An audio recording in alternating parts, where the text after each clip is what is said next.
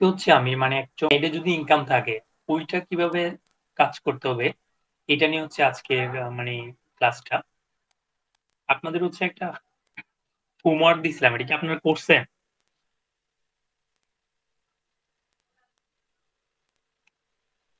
হোমওয়ার্কের হচ্ছে আমি ওইরকম একদম সাড়া পাই না বললেই চলবে, কারণ আপনারা আজকে জমা দেওয়ার কথা ছিল কিন্তু কেউ কোনো কিছু আমি দেন নাই। পুরো করতে পারি নাই, অর্ধেক পর্যন্ত হয়েছে, বিভিন্ন ব্যস্ততায় একদম ইয়ে হয়ে গেছে। আচ্ছা, এটা পরবর্তীতে মানে করে সেটা দেওয়ার চেষ্টা করবেন। তাই আজকে হচ্ছে আমি সবগুলা হেড সম্পর্কে মানে একটা এক্সাম্পলের মাধ্যমে হচ্ছে সেটা দেখাবো যাতে হচ্ছে আপনার করতে সুবিধা হয়। এখন ধরেন আমাদের যে প্রতিটা মানে এখানে প্রায় কত 10টা ধরনের হেড আছে মানে ইনকাম। এই 10 ধরনের হেডের আমি অলরেডি কয়েকটা হেডের ইনকাম বসাইছি, বাকি বাকিগুলো হচ্ছে বসায় দেখাবো। তো প্রথমত হচ্ছে আমরা এর আগে হচ্ছে স্যালারি গুলো নিয়ে কথা বলছি, তাই আজকে হচ্ছে স্যালারি বাদে বাকি যে হেড গুলো আছে 9টা, ওইটা নিয়ে হচ্ছে আজকে বেশি ফোকাস করবো। কারণ স্যালারিটা আপনার দুইটা তো অলরেডি দেখানো হয়েছে, সরকারি এবং বেসরকারি। ওইটা দেখলে হচ্ছে আপনার ইজিলি হচ্ছে সেটা বুঝতে পারবেন। তো এখন ধরেন আমরা প্রথম হচ্ছে আমরা যদি ফোর্থ শিডিউলে যাই, যে এটা তো আমরা জানি হচ্ছে স্যালারি এমপ্লয়ীদের জন্য। এখানে দুই ধরনের এমপ্লয়ি আছে, একটা হচ্ছে সরকারি আর একটা হচ্ছে বেসরকারি। তো আমাদের হচ্ছে 5 নাম্বার থেকে যে শুরু করি, সবচেয়ে মানে গুরুত্বপূর্ণের মধ্যে একটা, সেটা হচ্ছে রেন্ট। তো রেন্টের ক্ষেত্রে আমাদের যে বেসিক কিছু কথাবার্তা বলতে হয়। আপনারা যখন কাজ করবেন তখন হচ্ছে কি কি ডকুমেন্ট নিবেন, কারো যদি রেন্টাল ইনকাম থাকে তাহলে কি কি ডকুমেন্ট নেওয়ার প্রয়োজন হতে পারে, কেউ বলতে পারবেন? কারো আইডিয়া থাকলে শেয়ার করেন। আমি যার ইনকাম ট্যাক্স ফাইলটা রেডি করবো, রিটার্নটা দাখিল করব, প্রথমে তার কাছ থেকে জেনে নিব যে তার আয়ের সোর্স গুলো কি কি আছে। সে যখন বললো যে আমার এই আয়ের সোর্স গুলো আছে, তার বিপরীতে তখন আমি তার কাছে ডকুমেন্ট গুলো চাবো যে ওই আয়ের সোর্সের সাপেক্ষে, যেমন ব্যাংক অ্যাকাউন্ট, তারপর স্যালারি সার্টিফিকেট, টিডিএস, এরকম যে বিষয়গুলো থাকে এগুলো তার কাছ থেকে সবগুলা নিয়ে নিব। মানে প্রত্যেকটা আয়ের সাথে তার রিলেটেড যে প্রমাণাদি যেটা, ওই জিনিসগুলো আমি নিয়ে নিব, নেওয়ার পরে তারপরে তার ট্যাক্স ফাইলটা। এখন আমরা যাচ্ছি হচ্ছে স্পেসিফিক পড়া, এটা তো হচ্ছে ইন জেনারেল কথাবার্তা যে আমরা এটা নিয়ে নিব ওটা। এখন হচ্ছে যখন আমরা একটা হেডিং নিয়ে কথা বলি, যেমন রেন্টাল ইনকাম হলে আমরা স্পেসিফিক হচ্ছে কি কি ডকুমেন্ট নেব। ঠিক আছে।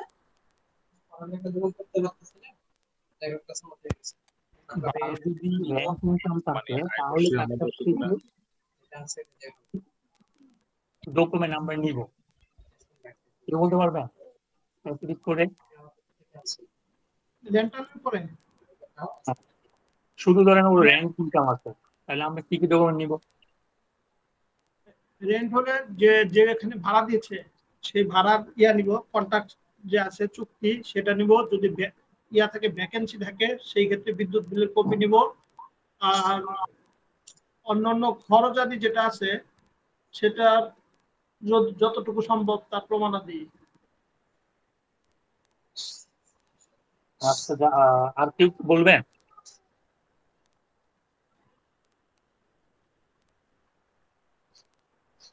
সবাই তো টুকটাক রিটার্নের কাজ করছে। এখন আপনারা যখন ইন্টার্ন আমি করি করছেন নাই, তখন কিন্তু যেটা মনে হয়েছে এই আয় বর্ষে অর্থাৎ 24শে জুলাই থেকে 25শে জুন পর্যন্ত ভাড়া রসিদ গুলা নিব। যদি আমার এই ভিতর কোনো ফ্ল্যাট খালি থাকে তাহলে প্রমাণ সাপেক্ষে আপনার বিদ্যুৎ বিলের কপি নিতে হবে, যেহেতু ভ্যাকেন্সি দেখাইতে হবে। আর এর সাথে আমি যে পৌরসভার ট্যাক্স, পৌরকর, ভূমি কর, তারপর হচ্ছে হোল্ডিং ট্যাক্স যদি দিয়ে থাকি, ইভেন এই আয় বর্ষের মধ্যে যদি আমার কোনো এক্সপেন্স থাকে এই ফ্ল্যাট গুলাকে কেন্দ্র করে, ওই এক্সপেন্সের বাউচার গুলা নিব। গুড। তাহলে হচ্ছে সবচেয়ে গুরুত্বপূর্ণ দলিল হচ্ছে এগ্রিমেন্ট। কারণ আপনার এগ্রিমেন্ট আর এগ্রিমেন্টের অ্যামাউন্টের টাকাটা হচ্ছে ব্যাংক ডিপোজিট হওয়া, এই দুইটা হচ্ছে সবচেয়ে গুরুত্বপূর্ণ মানে চেকিং পয়েন্ট। কারণ আপনি যখন ক্যাশে লেনদেন করবেন তখন দেখা যায় এটা মানে হচ্ছে না, কারণ ব্যাংকেই লেনদেন করতে হবে। আর যদি কোনো কারণে এটা দেখা যায় মানে আমরা যখন রেসিডেন্সিয়াল ভাড়া দিই তখন হচ্ছে আমাদের টিডিএসটা ওই রকম করে মেনটেন করা হয় না, কিন্তু কমার্শিয়াল যদি ভাড়া দেই সেক্ষেত্রে কিন্তু অবশ্যই এখানে টিডিএসটাও মানে ওরা কেটে রাখে বা এটা একটা জমা দেয়। তো এই এখন যদি আমরা এখানে একটা জিনিস বলি, এখানে কিন্তু দুইটা শর্ত, রেন্ট রিসিভ অথবা এনুয়াল ভ্যালু, দুইটা থেকে হচ্ছে আয়া। এখন যদি বলা হয় স্বাভাবিকভাবে হচ্ছে মানুষ যতটুকু রিসিভ করে, একটু মিউট করেন।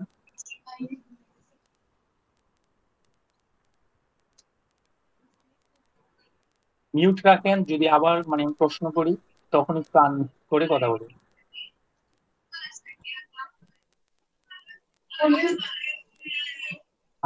আহাত ভাই একটু মিউট রাখেন।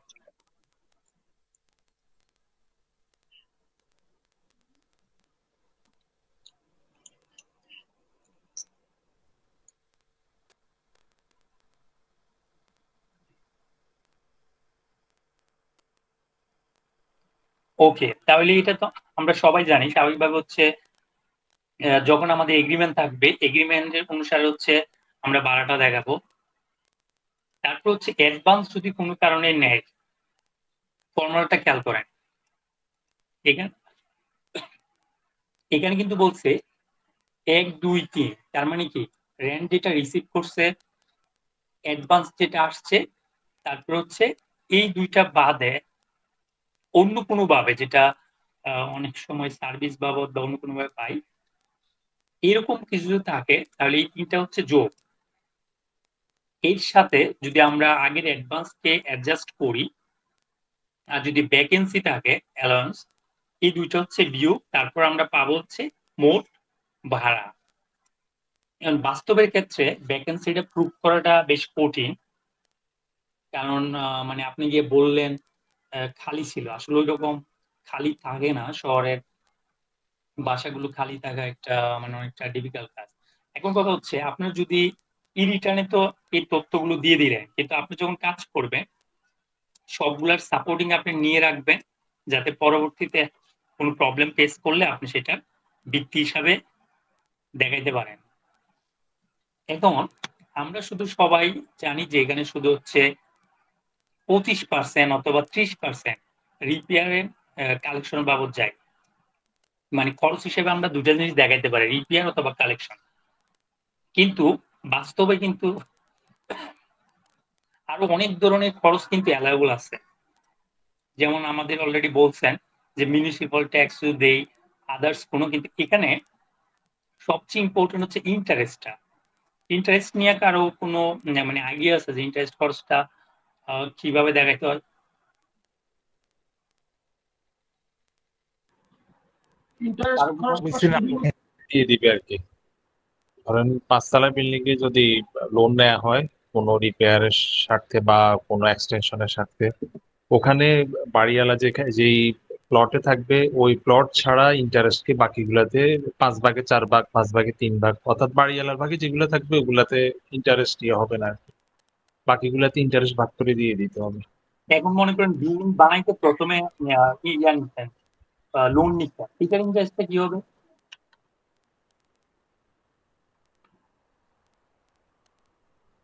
বুঝি নাই। মনে করেন আপনার বিল্ডিং বানানোর সময় প্রথমে যে আপনার পুরোটা আপনার টাকা ছিল না, আপনি ব্যাংক লোন নিতেন, আপনার নিজের টাকাও দিতেন, তো এই ব্যাংক লোনের উপর তো সুদ আসতেছে, এই সুদটা কি হবে? এই সুদটা হলো যে আমার ওই পরবর্তীতে যখন আমি ভাড়া দেওয়া শুরু করব, এবং কি এই লোনটা ভাড়া রিলেটেড জায়গার ভিতরে যদি ব্যয় হয়ে থাকে ওই জায়গার উপরে শুধু 3 বছরের মধ্যে অ্যাডজাস্ট করে নেব। গুড। তাহলে এটা কিন্তু একটা মেজর ফ্যাক্ট। আপনি যদি 3 বছরের মধ্যে যদি না করতে পারেন তখন কিন্তু এটা ডিজালা হয়ে যাবে। তো সেক্ষেত্রে দেখা যায় অনেকেই বিরাট অঙ্কের কিন্তু ইয়া নেয়, ইন্টারেস্টেড মানে লোন নিয়ে বিল্ডিং করে। তো সেক্ষেত্রে কিন্তু তারা প্রথম 3 বছর কিন্তু অনেকটা ইন্টারেস্ট চার্জ দেখাতে পারবে, মানে যত টাকা ইন্টারেস্ট আসে কনস্ট্রাকশন হওয়ার পর সেটা 3 বছরের মধ্যে দেখাইতে পারে, তাহলে দেখা যায় প্রথম 3 বছর মানে ট্যাক্সের পরিমাণটা ভাড়ার উপর অনেক বেশি কমে যাবে। এটা দেখা যায় অনেকের ক্ষেত্রে কি হয় যে বিল্ডিং করে ফেলছে অনেক আগে, এখনো দেখায় নাই, মানে 5 বছর হয়ে গেছে এখনো রিটার্নই আসে নাই। কারণ বাড়িওয়ালারা অনেকে এতটা সচেতন না, মানে আমার প্র্যাকটিসে যা দেখি, আমার কাছে মনে হয় সবচেয়ে বেশি ট্যাক্স সরকারের বাড়িওয়ালা থেকে কালেকশন করতে পারতো, কারণ ম্যাক্সিমাম কেন প্রায় সবাই মানে ট্যাক্স রিটার্নই দেয় না। তো সেক্ষেত্রে যখন ওরা প্রবলেম ফেস করে তখন দেখা যায় 5 বছর 10 বছর আগের বিল্ডিং, এর আগের বিল্ডিং, তখন দেখা যায় আইসা বলে যে আমি লোন নিয়ে করছি, এটা করছি সেটা করছি। কিন্তু আসলে এগুলো যদি শুরু থেকে যদি প্রপারলি রিটার্নের ফাইলে ট্যাক্সের ফাইলে নিয়ে আসতো তাহলে কিন্তু অনেক বেশি অ্যাডভান্টেজ পাইতো। তারপর হচ্ছে ইন্স্যুরেন্স, এগুলো সাধারণত হচ্ছে আমরা যা দেখলাম মিউনিসিপ্যাল রেন্ট অথবা ইন্স্যুরেন্স, এগুলো হচ্ছে ইয়ারলি চার্জ হয়, তাই এগুলো হচ্ছে খরচ হিসাবে দেখানো হবে। এখন আমরা দেখলাম এখানে যদি আমরা সবগুলা 16,50,000 টাকা ছিল হচ্ছে রেন্টাল ইনকাম, এ থেকে আমরা খরচ বাদ দিতে পারছি। বাদ দেওয়ার পর 11,12,500 টাকা হচ্ছে রেন্ট ইনকাম, সেটা আমাদের চলে গেছে কোথায়, এখানে, অর্থাৎ 2 নম্বরে চলে গেছে রেন্ট ইনকামের মধ্যে। এখন আমাদের এই হেডিংটা যখন শেষ হচ্ছে তখন হচ্ছে আমাদের এগ্রিকালচার। তো এগ্রিকালচারের ক্ষেত্রে একটা খেয়াল রাখতে হবে, কারো যদি আমরা খেয়াল আছে যে এগ্রিকালচার ইনকামের সময় শুধু যদি এগ্রিকালচার ইনকাম থাকে তাহলে 5 লাখ টাকা যে অব্যাহতি পাবে, এটা কখন পাবে কখন পাবে না কেউ বলতে পারবেন? তখন কোনো করদাতার এগ্রিকালচার ইনকাম সাথে যদি শুধু ফিনান্সিয়াল ইনকাম থাকে সেই ক্ষেত্রে সে 5 লাখ টাকা পর্যন্ত অব্যাহতি পাবে। আর যদি এর সাথে অন্য কোনো আয় যুক্ত হয়, তার তৃতীয় কোনো আয় যদি যুক্ত হয় তখন সে আর ওই 5 লক্ষ টাকা অব্যাহতি পাবে। গুড। তাহলে এখানে যেহেতু আমরা অনেকগুলা হেড নিয়ে কথা বলছি, তাহলে এখানে হচ্ছে সেই অব্যাহতিটা পাবে না, অ্যাজ ইউজুয়াল হয়ে যাবে। তো এখানে একটু বুঝার আছে যে আমাদের সেলস দিছে, টার্নওভার দিছে, রিসিভ দিছে, তার থেকে হচ্ছে গ্রস প্রফিটটা আমাদের বের করতে হচ্ছে। তো এই জিনিসটা যখন আমরা বের করতে যাব গ্রস প্রফিট, যারা হচ্ছে অ্যাকাউন্টিং এর স্টুডেন্ট তারা তো ভালো করে জানে কিভাবে বের করতে হয়। তো আমাদের যে প্র্যাকটিসের ক্ষেত্রে যে জিনিসটা হয় যে এগ্রিকালচার ইনকাম যখন আমরা বের করি তখন হচ্ছে আমাদের 60% হচ্ছে খরচ হিসাবে অ্যালাউয়েবল। আর যদি কেউ proper book of accounts maintain করে তাহলে দেখা যায় হচ্ছে যতটুকু খরচ হয় সেটা মানে মানে সেটা খরচ হিসেবে দাবি করতে পারবে। এখন আমার প্রশ্ন হচ্ছে যদি কেউ proper book of accounts maintain করে তাহলে সুবিধা কি অসুবিধা কি কে বলতে পারবেন? প্রপার বুক যদি মেনটেন করে সেই ক্ষেত্রে সুবিধাটা হলো যে সে তার 60%-এর অধিক টাকা সে পেতে পারে, মানে তার যদি ব্যয় হয়ে থাকে সেই ব্যয়টা সে পাবে। আর যদি কিন্তু প্রপার বুক যদি মেনটেন না করে সে ম্যাক্সিমাম 60% পর্যন্ত কস্ট পারপাস ব্যয় দেখাতে পারবে, আর বেশি দেখাতে পারবে। তাহলে অসুবিধা কি?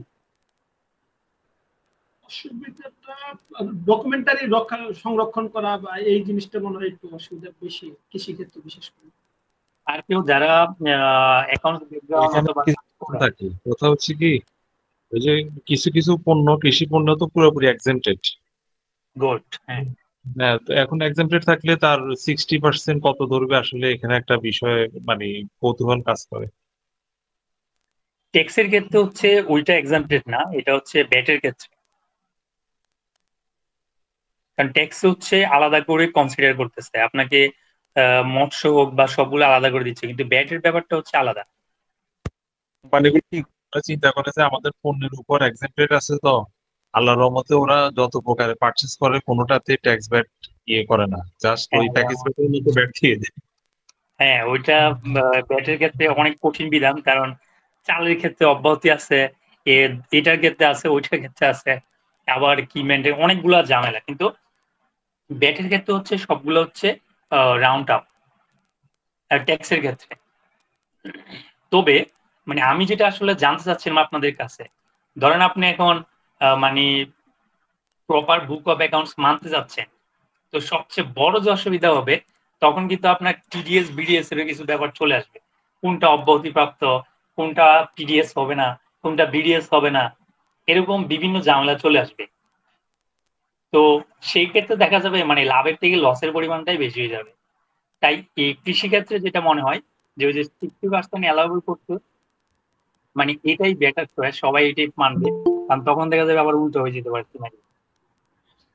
তাহলে এখানে কৃষি ক্ষেত্রে আমাদের ভ্যাট ট্যাক্স, ভ্যাটের কোন কোন ক্ষেত্রগুলো আসে? জি বুঝি নাই। এখানে যদি আমি অ্যাকাউন্টস পুরো মেনটেন করি তাহলে এখানে কোন কোন বিষয়গুলো আসবে এরকম ভ্যাটের ক্ষেত্রে উদাহরণ হিসেবে? ব্যাটের বিষয়টা আমি এখানে আলোচনা করতেছি না, কারণ যেহেতু আমাদের পার্ট ব্যাটের পার্ট এই মানে এই করতে না। আমাদের এই ক্ষেত্রে কি আয়করের ক্ষেত্রে কৃষি ক্ষেত্রে যদি আমি অ্যাকাউন্টটা মেনটেন করি অসুবিধাটা তার একটা উদাহরণ দিলে একটু মনে হয় আমার ভালো হতো। মানে আপনি কোথাও থেকে সার কিনছেন, সে জায়গায় টিডিএস বিডিএস হবে কিনা, সেখান থেকে কোথাও থেকে বীজ কিনছেন, সেটা টিডিএস বিডিএস হবে কিনা, কোনটা অব্যাহতিপ্রাপ্ত, মানে ট্যাক্স ব্যাটের ক্ষেত্রে। তো এরকম ইস্যু চলে আসবে, কারণ ট্যাক্সে তো বলতেছে সাপ্লাইয়ার থেকে নিচ্ছেন, তার জন্য তো আপনি ধারা অনুসারে ট্যাক্স বিডিএস টিডিএস কাটতে হবে। তো ব্যাটে আবার বলতেছে ওখানে এক্সাম্পশন আছে, তখন দেখা যায় এখানে একজন এক্সপার্ট ট্যাক্স লয়ার, মানে এক্সপার্ট যারা ট্যাক্স জানে ওই রকম লোক নিয়োগ দিতে হবে। তো সেক্ষেত্রে তো এক্সপেন্সের পরিমাণ আরো বাড়তেছে।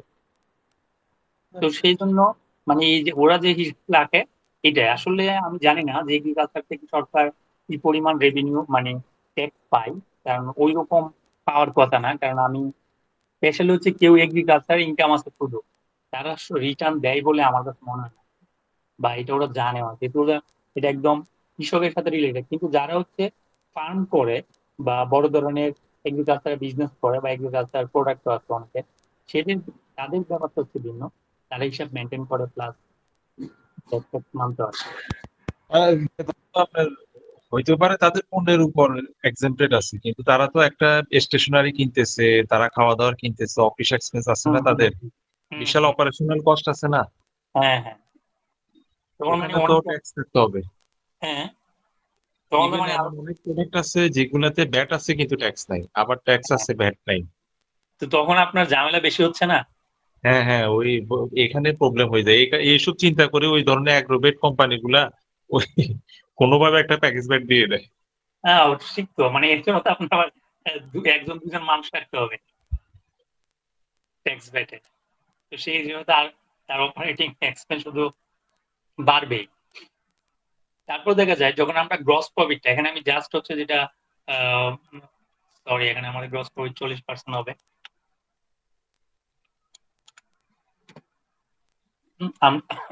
আমরা ধরলাম এটা।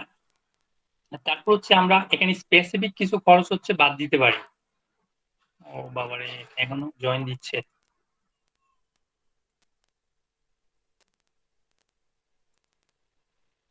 যেমন স্পেসিফিক কিছু খরচ যদি আমরা জেনারেল এক্সপেন্স, সেলিং এক্সপেন্স, এখানে কিন্তু 60% অ্যালাউয়েবল দেওয়ার পরও কিন্তু আরো কতগুলো খরচকে অ্যালাউয়েবল করছে, যার মোটামুটি অনেকগুলো হচ্ছে মানে ডকুমেন্টেশন থাকে। যেমন রেন্ট রেভিনিউ যদি দেওয়া হয়, লোনের ইন্টারেস্ট দেওয়া হয়, ইন্স্যুরেন্স প্রিমিয়াম দেওয়া হয়, এগুলোর কিন্তু সলিড ডকুমেন্ট থাকে যেগুলো হচ্ছে সহজে ক্লেম করা যায়। তো এগুলো বাদ দিয়ে দেখা যায় এখানে মোটামুটি নামমাত্র একটা ট্যাক্স আসতেছে, কারণ যেহেতু এগুলো এগ্রিকালচারাল মানুষের জীবন মানে খাবার দাবারের সাথে সম্পর্কিত, সেই হিসেবে এখানে ট্যাক্সিবল আছে। সেটা আসলে থাকা উচিত, ট্যাক্স এবং ভ্যাট দুইটাই, কারণ এখানে হচ্ছে আগে তো মানে এটার খরচ বাড়া মানে আলটিমেট সবার কাছে আসতেছে, সেটার একটা ব্যাপার থাকে। তাহলে এটা হচ্ছে আমাদের 2 নম্বরে চলে গেছে দেখা যায়, ইনকাম ফ্রম এগ্রিকালচার। তারপর হচ্ছে আমাদের যেটা সবচেয়ে গুরুত্বপূর্ণ, বিজনেস ইনকামের ক্ষেত্রে। তো বিজনেস ইনকামের ক্ষেত্রে আমি সবসময় বলি আপনার হচ্ছে সেপারেট একটা শীট করবেন। যেমন ধরুন যদি আমরা একটা শীট করি যে বিজনেস ইনকামের ক্ষেত্রে,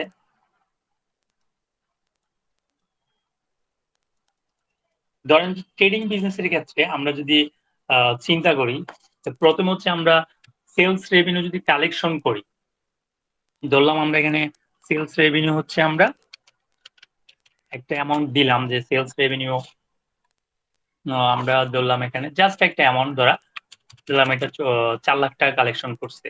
তো 4 লাখ টাকা যখন সেলস রেভিনিউ হিসেবে কালেকশন করছে, তার সাথে হচ্ছে আমরা হচ্ছে প্রথমে হচ্ছে সিওজিএস এর ব্যাপারটা আসতেছে, যে কস্ট অফ গুডস সোল্ড এর ব্যাপারটা কত আছে, কারণ সে যতটা কালেকশন করছে সেটা তো আর তার আয় হয়ে যায় নাই। তো সেক্ষেত্রে যখন আমরা দেখব, তো আমরা সিওজিএস এর অনেকগুলা ডিটেলস আছে যেটা কোম্পানি রিটার্নের ক্ষেত্রে দেখাবো, অডিট রিপোর্টের ক্ষেত্রে। তো এখানে আমরা ধরলাম 4 লাখ টাকার ধরলাম এখানে 80% 80% হচ্ছে আমাদের সিওজিএস, কস্ট অফ গুডস সোল্ডই চলে গেছে। তাহলে দেখেন আমাদের থাকতেছে কত, এটা থেকে বাদ দিলে সেটা হচ্ছে আমাদের 80,000 টাকা। তো এটা থেকে যদি আমরা কোনো অ্যাডমিনিস্ট্রেটিভ খরচ বাদ দেই, মানে অপারেটিং বা নন অপারেটিং অনেকগুলোই তো আছে, অ্যাডমিনিস্ট্রেটিভ বাদ দিই, তো সেটা ধরলাম আমরা এখানে প্রায় কথার কথা 40,000 টাকা। তাহলে দেখা যায় এখানে আমার প্রফিট থাকতেছে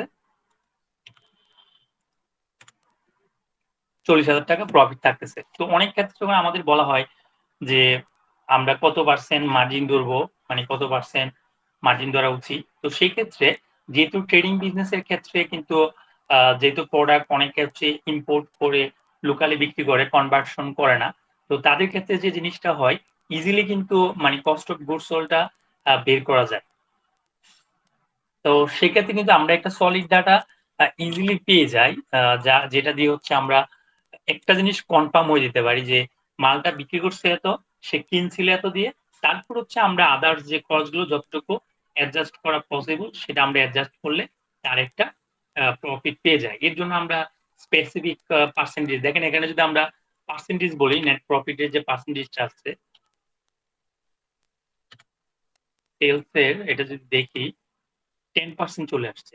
এখন তো আমাদের এখানে সেটা আরো বেশি হইতে পারতো, 60% 60,000 টাকা হইতে পারতো, তখন আমার এটা 5% আসতেছে। তার মানে কত আসবে সেটা আমরা ক্যালকুলেশন করলেই সেটা হচ্ছে আমরা বুঝবো। এছাড়া দেখা যায় এই জিনিসটা হচ্ছে আমরা প্রপারলি বুঝবো না। তো এখানে 6 নম্বরে আমরা যদি একটা সামারাইজ করি যে টার্ন ওভার, কারণ যেহেতু হচ্ছে এটা স্পেসিফিক ট্রেডিং বিজনেস হচ্ছে ফোকাস করা হয়, যেটা এক মালিকানা ইন্ডিভিজুয়াল ট্যাক্স রিটার্ন। তো এখানে আমরা জাস্ট হচ্ছে যত টাকা টার্ন ওভার হয়েছে তার অ্যামাউন্ট হচ্ছে আমরা এখানে দিলাম। তা আপনি হিসাব করে দেখলেন। এখন কিন্তু আরো যদি কিছু জিনিস বলে রাখি আপনাদের অ্যাডভান্স লার্নিং এর পারপাসে, তো তখন দেখা যায় এই ব্যাপারটা আসবে। ধরেন একটা ট্রেডিং বিজনেসের সেলসটা কোনটা ধরে আমি মেজার করব, কেউ বলতে পারবেন?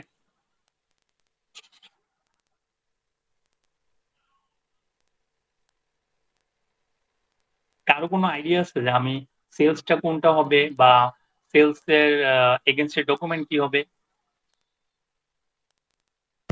6.3, 6.1, 6.1 6.1 এ তো আমি পারচেস করে ইয়ে দিব, 6.2 তে আমি সেলস করার পরে ইয়ে দিব, আর তার মানে হচ্ছে 6.3 তে 9.1।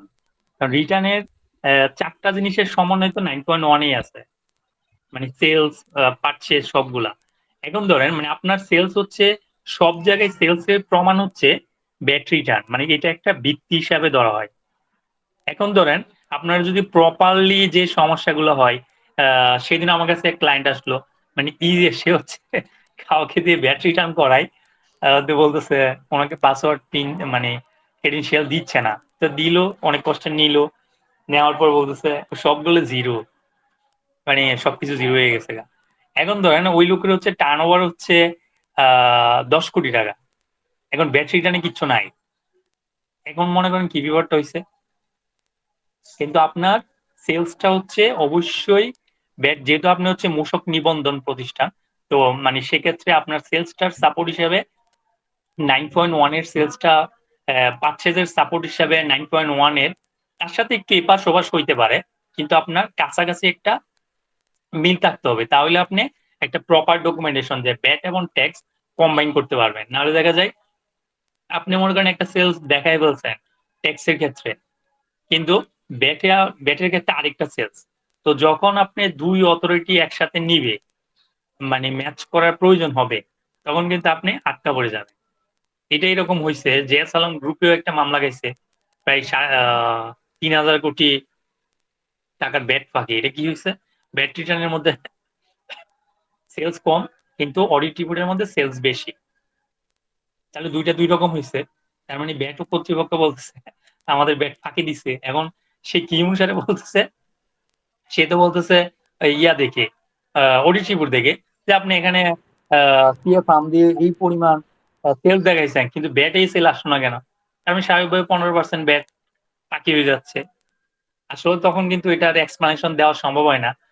যদিও ওনাকে তখনকার সিএফ ওনার এক্সপ্লেনেশন দিছে বিভিন্ন ইস্যুর কারণে অডিটেবল সেলস বাড়ায় দিতে হয়, কিন্তু আসলে তো মানে বাড়ায় দেন সমস্যা নাই, কিন্তু ট্যাক্স তো আগে ব্যাড ট্যাক্স তো আগে দিয়ে দিতে হবে। সমস্যা হয়েছে এইটা। যাই হোক, মোটামুটি হচ্ছে আপনারা যখন মানে কাজ করবেন, আমি সবসময় এই জিনিসটাকে বেশি হাইলাইটস করি যে সবগুলো যতটুকু সম্ভব রিলেটেড প্রপার ডকুমেন্টেশন ওই রকম। তো ধরলাম আমার হচ্ছে এখানে সেলস ব্যাট হিসাবে 8 লাখ টাকা, মানে সরি সেলস মানে ব্যাটারি জার্নি যাতে 8 লাখ টাকা আছে, আমি এটা নিলাম। তো সেখানে কিন্তু কস্ট অফ গুডস সোল্ড এর পরিমাণটা আমরা ওই জায়গা থেকে নিয়ে আসতে পারি।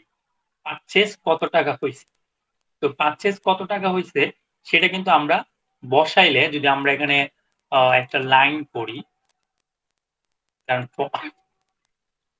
এখানে যদি আমরা লাইন করি যে এখানে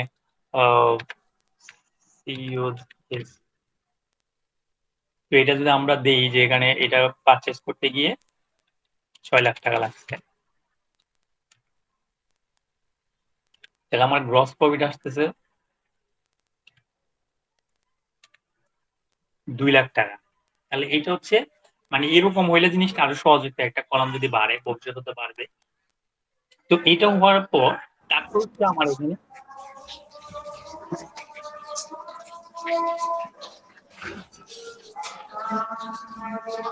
নিয়োগ করেন, তাহলে এটা আমরা এখানে দেখলাম যে 2 লাখ টাকা আসতেছে। তারপর যদি আমার জেনারেল অ্যাডমিনিস্ট্রেটিভ সেলিং অথবা আদার এক্সপেন্স, যেটার ক্ষেত্রে যেমন স্যালারি যদি দেয়, এটা ব্যাংকে দিলে তো অবশ্যই হিসাব থাকবে, অনেকে ক্যাশে দেয়, ক্যাশে স্যালারি যদি অ্যালাউয়েবল না। তারপর হচ্ছে যদি আপনি কোনো রেন্ট দেন, দোকানের ভাড়া, এগুলো সলিড ডকুমেন্ট থাকবে, এগ্রিমেন্ট থাকবে, তার সাথে ব্যাংকে পেমেন্টের ইয়া থাকবে। তারপর যদি কোনো কারণে আপনি সুদ দেন, ব্যবসা প্রতিষ্ঠানে ইন্টারেস্টের ব্যাপার আসে, সেইগুলো কিন্তু সলিড ডকুমেন্ট থাকবে। তো না থাকলেও আপনার অ্যারেঞ্জমেন্ট করা উচিত, তাহলে কিন্তু আপনি খরচগুলো ক্লেম করতে পারবেন। যদি ওই রকম না থাকে পরবর্তীতে দেখা যাবে এটা ক্লেম করাটা কঠিন হয়ে যাবে।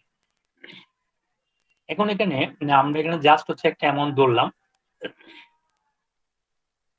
আরেকজন মনে আসছে,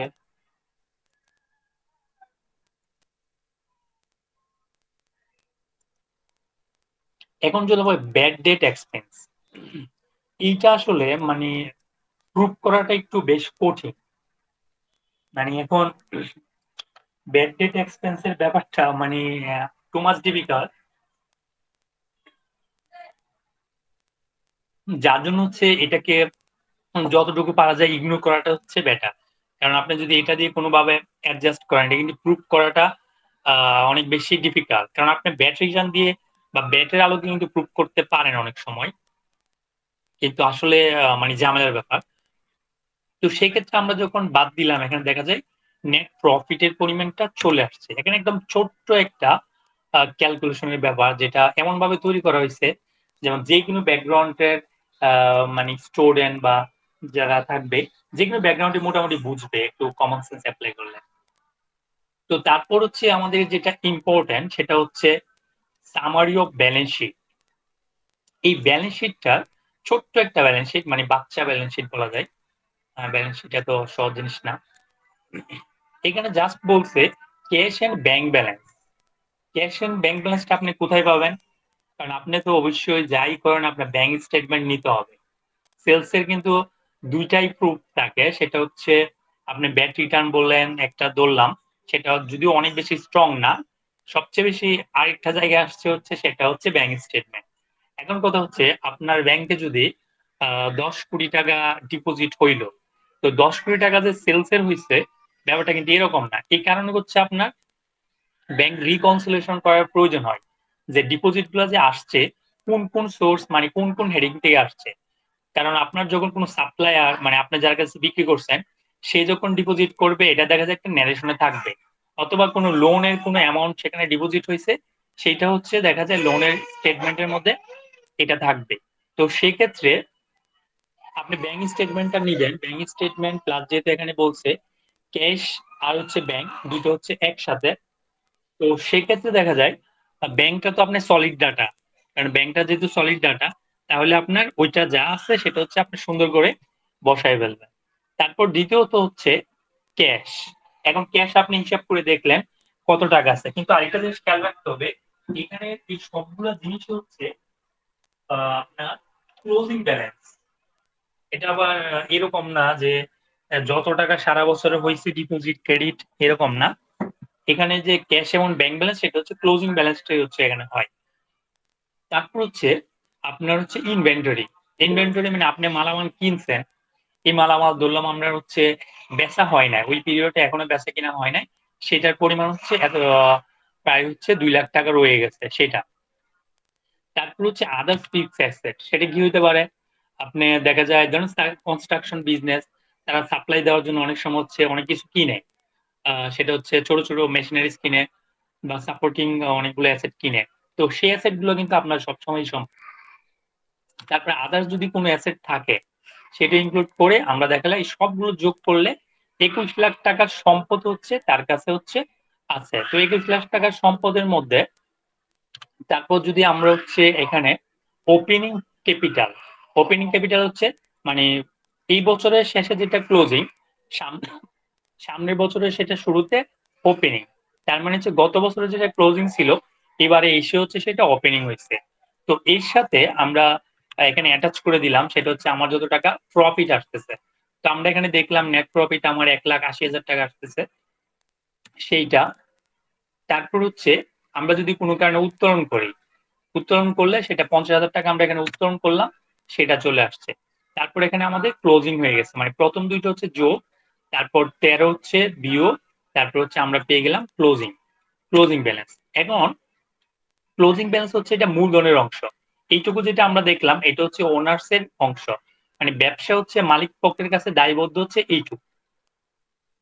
তারপর হচ্ছে মালিক পক্ষ ছাড়া ব্যবসা দায়বদ্ধ আছে 9,70,000 টাকা। এটা কোন ধরনের হইতে পারে, ইনস্টিটিউশনাল হইতে পারে, ব্যাংক থেকে হইতে পারে, অথবা কোনো ব্যক্তি থেকে হইতে পারে, যে কোনো ভাবে হচ্ছে হতে পারে। তো আমরা দেখলাম ক্যাপিটাল এন্ড লাইবিলিটিস দুইটা মিলে 21 লাখ আর তার অ্যাসেটও আছে হচ্ছে 21 লাখ, এই দুইটা কিন্তু সমান সমান ভাবে মিলতে হবে, মিললেই হবে। এখন কথা হচ্ছে আপনি যে জিনিসগুলো দেখাবেন এগুলো হচ্ছে মানে এখানে অনেকগুলো জিনিস হচ্ছে ডকুমেন্টেশনের ব্যাপার আছে, অনেকগুলো হচ্ছে যেমন ইনভেন্টরি, এটা আপনার যেটা বলছিল যে যদি আপনি ব্যাটের ক্ষেত্রে যদি মেনটেন করেন তো সেই ক্ষেত্রে দেখা যায় এটা তো একটা ক্লোজিং স্টক মানে 6.2, পারচেজের বইয়ে 6.1, এগুলো তো থাকবে যে আপনার কত টাকার মাল রয়ে গেছে। মেনটেন না করলে মানে অনেকগুলো সোর্স আছে দেখানোর, যেহেতু এটার উপর কোনো ট্যাক্স দিতে হয় না সেটাতে জাস্ট খেয়াল করা হয় অ্যাবনর্মাল কোনো অ্যাসেট বা জিনিসগুলো ঢুকে গেছে কিনা। কারণ আপনি যদি ধারাবাহিকভাবে জিনিসটা না ঢুকান তাহলে দেখা যায় আপনি পরে যেখানে শুরুতে কোনটা কোনটা আসছে, এখন অ্যাসেট যদি হট করে এখানে 21 লাখ জায়গায় 2 কোটি হয়ে যায় তাহলে দেখা যায় মানে তখন কিন্তু সোর্স অফ ফান্ড দেখানো যাবে না। তাই হচ্ছে এগুলো হচ্ছে ধারাবাহিকতা মেনটেন করতে হয়। তারপর হচ্ছে আমরা ইনভেস্টমেন্ট ট্যাক্স, এখানে যে অ্যাসেট গুলো আনা হয় এই অ্যাসেট গুলা কি আপনার থার্ড শিডিউল মেনটেন করে ডেপ্রিসিয়েশন বা ক্যারিং ভ্যালুটা আনা হয় নাকি অ্যাজ ইউজুয়াল যেভাবে অ্যাসেট ওই হিস্টোরিক্যাল কস্টে নিয়ে আসা হয়? এটা ওরা তো ফিক্সড অ্যাসেট ওইরকম অ্যাসেট, হ্যাঁ ফিক্সড ওইরকম মেনটেন করে না, সেক্ষেত্রে আনতেও পারেন কোনো সমস্যা নেই। কারণ আপনি যদি আবার ডেপ্রিসিয়েশন না, যেহেতু শেষ করেন, ইনভেন্টরি আসছে তো ওনার হয়তো প্রেমিসেস আসতে পারে, ওনার ফ্যাক্টরির যে শেড আছে শেড এগুলা কি আসবে মানে এই ধরনের রিটার্নে? হ্যাঁ দিতে পারেন, যদি মেনটেন করা হয় দিতে পারেন, কিন্তু আবার তখন আবার মানে একটু ঝামেলা হয়ে যাবে তখন। আর কারণ এখন এটা যে অ্যাসেট গুলা দেখাইছেন এগুলা তাহলে বাসার ফার্নিচার বা এই ধরনের কিছু না? হ্যাঁ আপনি যখন ছোট আকারে আছে যেটা আমরা কস্ট বেলুসেই দেখাচ্ছি, মানে ও এটা আমরা আচ্ছা। ডেপ্রিসিয়েট করতেছি না, জাস্ট যত টাকা ঠিক। হচ্ছে কিনছে ওই অ্যামাউন্টেই দেখাচ্ছি। বিক্রি করে আচ্ছা ফেললে বিক্রি করে ফেলবো। আচ্ছা আচ্ছা, হিস্টোরিক্যাল কস্টটাই।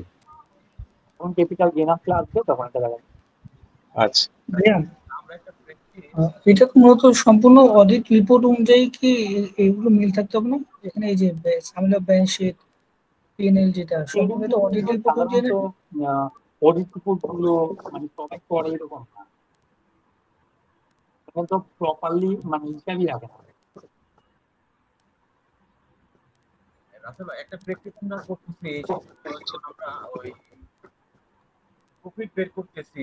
ওই আমি কি লাউডলি ভাই কথা ফুলটা কি লাউডলি? ভাই শোনাচ্ছে? হ্যালো, হ্যাঁ বলেন। আমরা হলো আমরা ওই টার্নওভার দিচ্ছি, টার্নওভার দিয়ে ওই যে পার্সেন্টেজ ছিল ওই পার্সেন্টেজ করে ওই এই গ্রস প্রফিট করে তারপর হলো 3/1 ভাগ ওই এক্সপেন্স করে আমরা নেট প্রফিট বের করার পর ভাই বোঝা যাচ্ছে না কথা, মানে ট্রেনের বা অন্য কোনো সাউন্ড দেয়, নয়েজ হইতাছে, এই জন্য বুঝা যাচ্ছে না। বাইরে নয়েজ বেশি।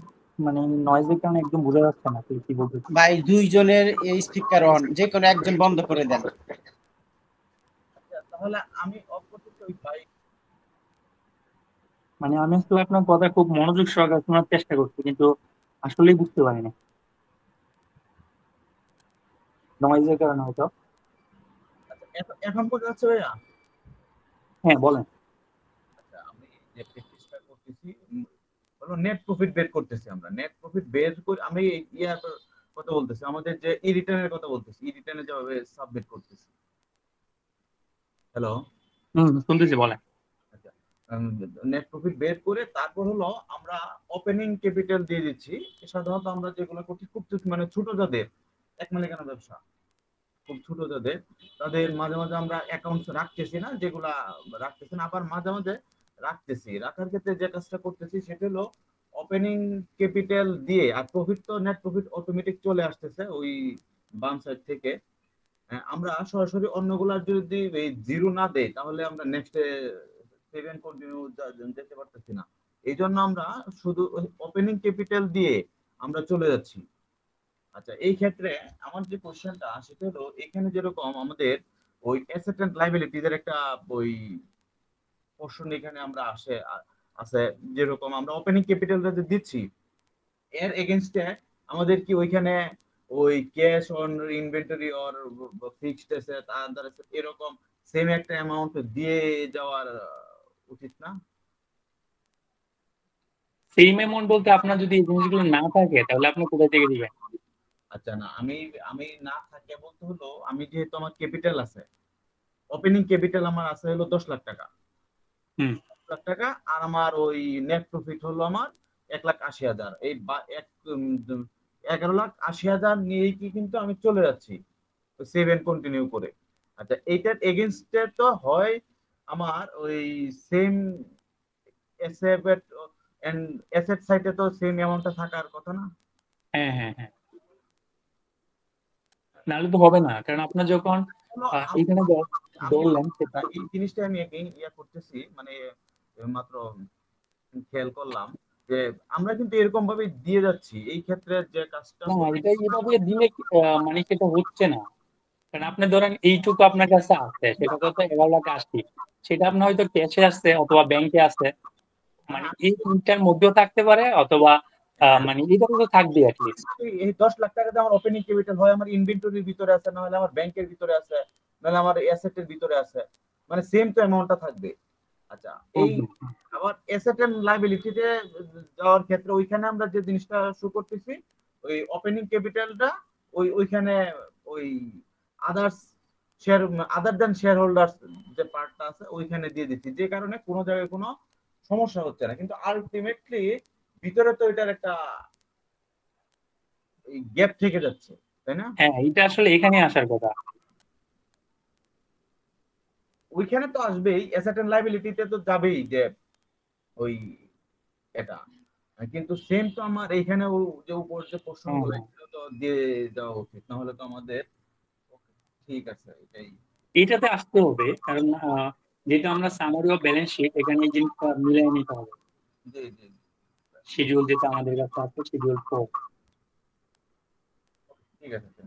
আচ্ছা তাহলে আমরা ভাই আমার একটা কোশ্চেন ছিল, সেটা হচ্ছে ব্যাংক অ্যাকাউন্ট যখন স্টেটমেন্ট রিকনসিল করব, সেক্ষেত্রে ক্রেডিটে তো সব ব্যালেন্স গুলো দেখবো না, আপনি যেটা বললেন আর কি, সেটা শুধু কি ক্যাশ ডিপোজিট গুলাই মানে কাউন্টে নিব, না ব্যাংক ট্রান্সফার গুলা ওগুলো কাউন্টে নিব আর সব কি? সব ডিপোজিট কেন দিবেন? যা ডিপোজিট হইছে, কোথায় হ্যাঁ থেকে আসছে, হ্যাঁ কোথায় গেছে, হ্যাঁ হ্যাঁ। সব আনতে হবে। আচ্ছা আচ্ছা। আমি দেখাবো একটা ব্যাংকের জি কোশ্চেন। ভাই, একটা স্টেটমেন্ট যদি আমাদের প্র্যাকটিক্যাল দেখাইতেন, তাহলে আমরা যারা একটু ইয়ে ব্যাকগ্রাউন্ড আছে তাহলে আমাদের জন্য একটু সুবিধা হইতো আর কি। আনছে ভাই, ক্লাস অনেক আছে, ধৈর্য আচ্ছা ধরা। আচ্ছা। মানে যেটুকু বুঝাই এইটুকুর মধ্যে আর বুঝার চেষ্টা করেন, এগুলো আছে। জি জি। ভাই আরেকটা কোশ্চেন হচ্ছে, যেমন আমি যে প্রোপাইটার বিজনেসশিপে, যেমন আমার ছোট বিজনেস, ট্রেড লাইসেন্সের বিজনেস করে, ওনার হচ্ছে ব্যাংক অ্যাকাউন্ট নাই, কিন্তু যখন আমরা সেলস দেখাই একটা মিনিমাম ট্যাক্স দিবে উনি আর কি, যাতে আমরা 5 টাইমস ক্যাপিটাল নিতে পারি। সেক্ষেত্রে আমরা যেমন মিনিমাম ট্যাক্স নেওয়ার জন্য 40 লক্ষ টাকা বা 46 লক্ষ টাকা এরকম একটা আমরা সেলস দেখাই। তো এটার তো ব্যাংকের চ্যানেলে তো কোনো ইম্প্যাক্ট নাই, সেক্ষেত্রে কি পরবর্তী সময় সে কোনো বিপদে পড়তে পারে? হ্যাঁ, পড়তেই পারে, কারণ আপনার যতক্ষণ পর্যন্ত সাপোর্টিং মার্কেট থাকবে না ততদিন হ্যাঁ হ্যাঁ পর্যন্ত আপনি বিপদের ভয় থাকবে। এখন আপনাকে যদি ডাকে যে হ্যাঁ ডকুমেন্টেশন নিয়ে আসেন, তখন আপনি কি নিবেন? হ্যাঁ। কারণ আমার কাছে তো কোনো ডকুমেন্টেশনই নাই, ডকুমেন্ট কারণ নাই, তার মানে সে ব্যাংকের লেনদেন কম কিন্তু সেলস দেখাইতেছে অনেক বেশি। হ্যাঁ, তাহলে সে কি করলো? বেস্ট জাজমেন্ট মেথড ব্যবহার করলো, হ্যাঁ। আর রাস্তাটা আচ্ছা উন্মুক্ত আচ্ছা। হয়ে গেল না? হ্যাঁ হ্যাঁ হ্যাঁ হ্যাঁ তো যে আরো আপনি 10 লাখ দেখালে সেটা 50 লাখ হয়েছে। হ্যাঁ হ্যাঁ। ব্যাংক হলে তো অ্যাটলিস্ট উনি হচ্ছে ডিপোজিট পর্যন্ত সীমাবদ্ধ থাকবে। আচ্ছা আচ্ছা আচ্ছা। মানে ওনার আপনাকে ব্যাংক স্টেটমেন্ট দেখলো, দেখা যায় হ্যাঁ এতটুকু হ্যাঁ আসছে, এটা হ্যাঁ আপনি হ্যাঁ। দেখাচ্ছেন এইভাবে টাকাগুলো হয়েছে। আপনি আচ্ছা আচ্ছা বলতেছেন আচ্ছা। না কোনো টাকাই ব্যাংকে নাই, সব ক্যাশ, সব তাহলে ক্যাশে। ধরলো যে আচ্ছা আপনার আচ্ছা। কথা কেন বিশ্বাস করবে? হ্যাঁ হ্যাঁ। ডকুমেন্টেশন নাই, মানে এইরকম, মানে সব ট্রানজেকশন ব্যাংকে করা উচিত। তাহলে আপনার একটা সলিড ডকুমেন্টেশন থাকে, আচ্ছা আচ্ছা করতে আচ্ছা। পারবেন।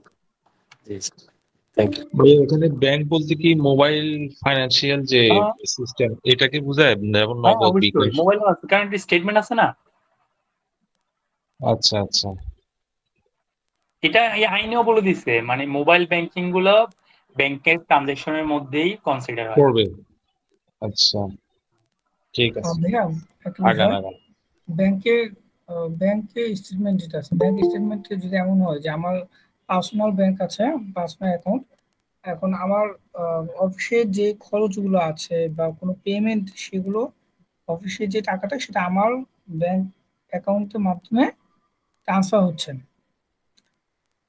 সবার লাস্টে 30 জুনে সে আমার পার্সোনাল যে অ্যাকাউন্ট আছে ওখানে আমার যে টাকাটা আছে ব্যালেন্স হচ্ছে সাপোজ 1 টাকা, মানে এরকম আর কি কোনো ইস্যু, যদি এই ক্ষেত্রে কি কোনো ইস্যু হতে পারে?